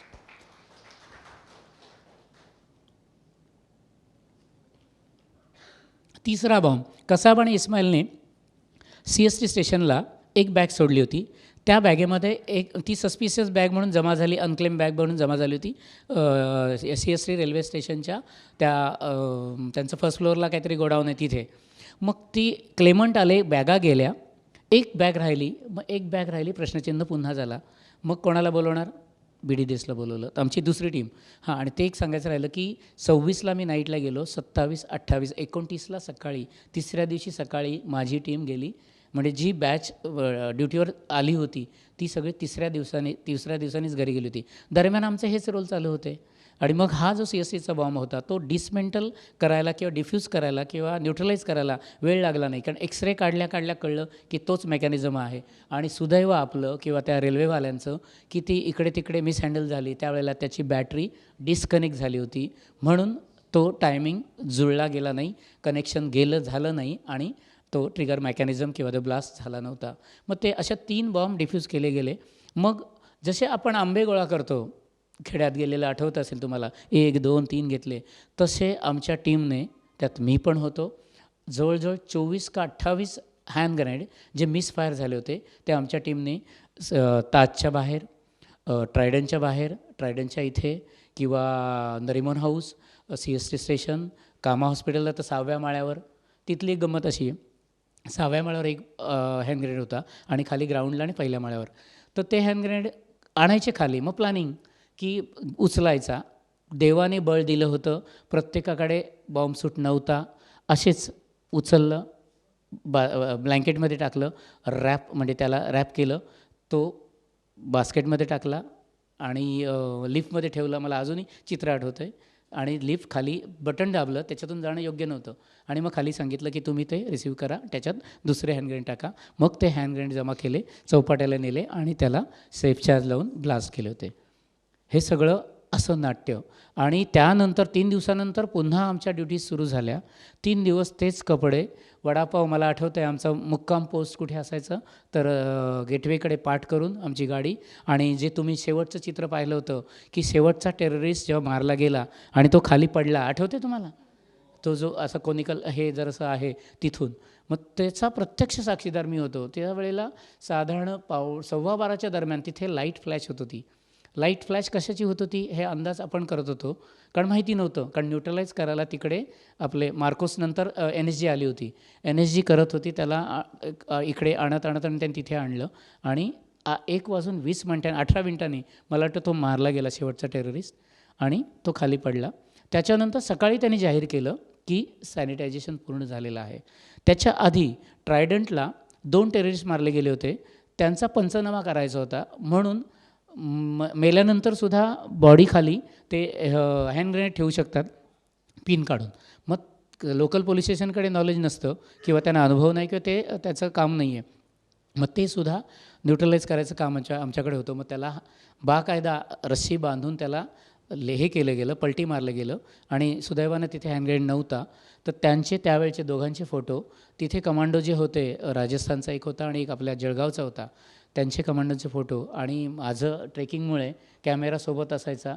80% फोटो त्यावेळेला वेगवेगळ्या प्रेझेंटेशनला वापरले गेले, ते माझ्याकडून काढले गेले होते. परत मी आला, पण कारण तो माझा पर्सनल होता, माझ्या बॉम्ब स्क्वॉडच्या प्रेझेंटेशनसाठी ते वापरले गेले. आणि तारदळकर म्हणून आहेत, अशोक काका इथे आहेत, तारदळकर सरांनी एक प्रेझेंटेशन केलं होतं, त्याच्यात त्यांनी फोटो वापरले होते. म्हणून त्याचा उल्लेख केला होता की कटसी BDDSचे अशाकडून झाली होती. तर हे सगळं म्हणजे ह्याचे आम्ही जिवंत साक्षीदार आहोत. पण याच्यानंतर बदल बरेच घडले गेले, घडणं आवश्यक होतं. एक रामप्रधान कमिटी नेमली गेली, त्या कमिटीच्या माध्यमातून काही सुझाव आले, त्या सुझावाचं अजूनही पूर्तता होत आहे. होत नाही मी म्हणणार नाही, कारण ते सेंटेन्स निगेटिव्ह ठरेल, होत आहे. तर थोडक्यात सांगायचं हे आहे की ह्या सगळ्या अनुभवातून आपण काहीतरी बोध घ्यायला पाहिजे. आमच्यातले किती लोक वेगवेगळ्या ॲक्टिव्हिटीज, स्लीपर सेल कोणी ऐकलं आहे, कधीतरी वाचलं आहे? मग स्लीपर सेल नावाचा एक प्रकार आहे जो टेररिस्ट ABCDEFGHIJK M असेल, तो M असतो स्लीपर सेल.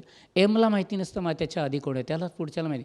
2ची लिंक किंवा 2ची चैन असते, पण एमला A माहिती नाही, Nला A माहिती नाही किंवा Gला माहिती नसतं. तर या स्लीपर सेल आपल्यात वावरतात, फिरतात, नोकरी करतात, तुमच्याशी बोलतात, तुमच्याशी नातं डेव्हलप करतात, धंदा करतात, पण इन्फॉर्मेशन मात्र दुसरी घेतात आणि ते त्यांना पुरवतात. तर ह्या गोष्टी जर तुमच्या निदर्शनास आल्या तर तुम्ही पोलिसांना खरंच कळवा, म्हणजे आपण अशा होणाऱ्या दुर्दैवी घटनेपासून वाचू शकू आणि खूप छान करू शकू. मी परत वाजवले का? तर हा झाला 26/11चा अनुभव. आणि मग नंतर कसाबचं ते ऑपरेशन त्याच्यात नंतरचा भाग आहे की त्याला ठेवलं कुठे, त्याच्यासाठी किती 4 वर्ष आपण पोचलो ना त्याला. ITBPची सिक्युरिटी ठेवायला लागली. त्या ITBPच्या सिक्युरिटीमध्ये त्याच्यासाठी स्वतंत्र सेल बनवलं गेलं ऑर्थो रोड जेलला, जे सेल बुलेट प्रूफ केलं गेलं. त्याला टनेल वगैरे तुम्ही ऐकलं असेल तर टनेल म्हणजे टनेल नव्हतं, जायचा मार्ग होता जिथे जज जायचे. त्याच्यासाठी तो एक कोर्ट रूम तयार केला गेला होता.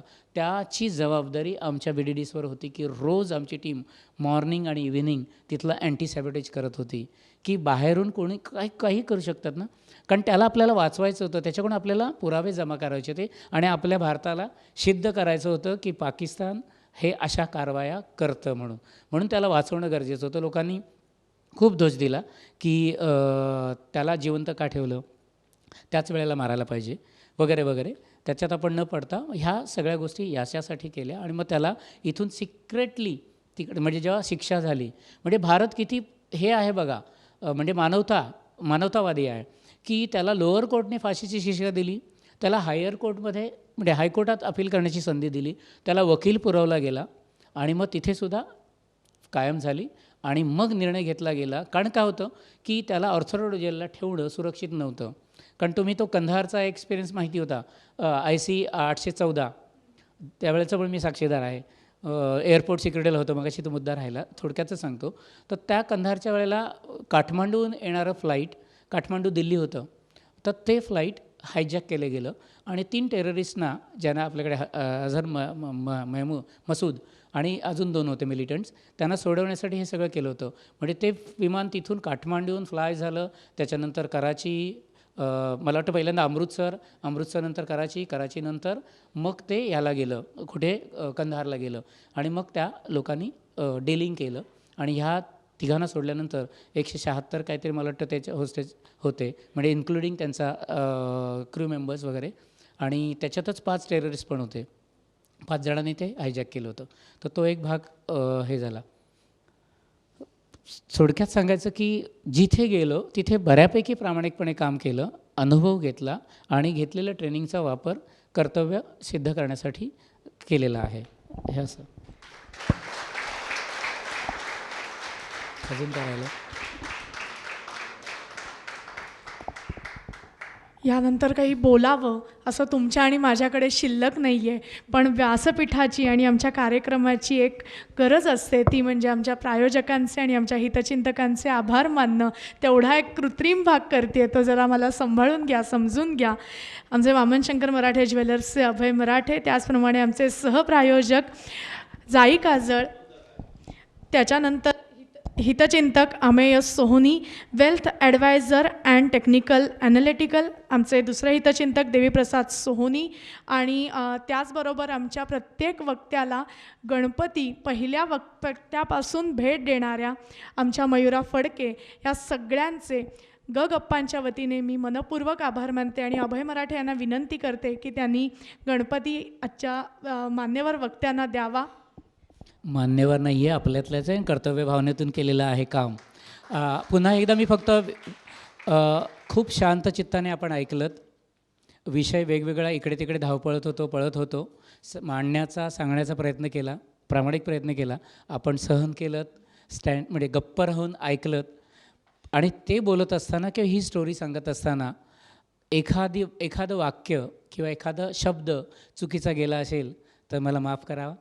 आणि पोलीस खातं रिप्रेझेंट करतो मी, वैयक्तिक स्तरावरच्या काय ॲक्टिव्हिटीज वेगळ्या आणि खात्यातील वर्दीतील ॲक्टिव्हिटीज वेगळ्या, म्हणून चुकून इकडे तिकडे झालं असेल तर कृपा करून माफ करा.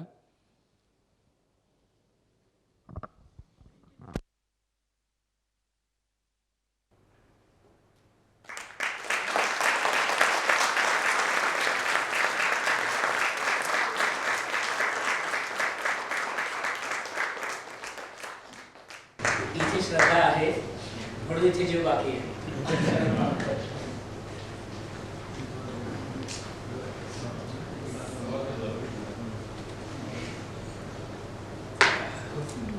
माझी खूप मित्रमंडळी, हितचिंतक, गुरुमंडळी आलेली आहे. मला खूप छान वाटलं. ठाणं माझंच आहे, कारण 8वी 9वी 10वी मी इथे राहिलेलो आहे. 11वी 12वी आणि TYपर्यंत माझं शिक्षण ठाण्यात झालं.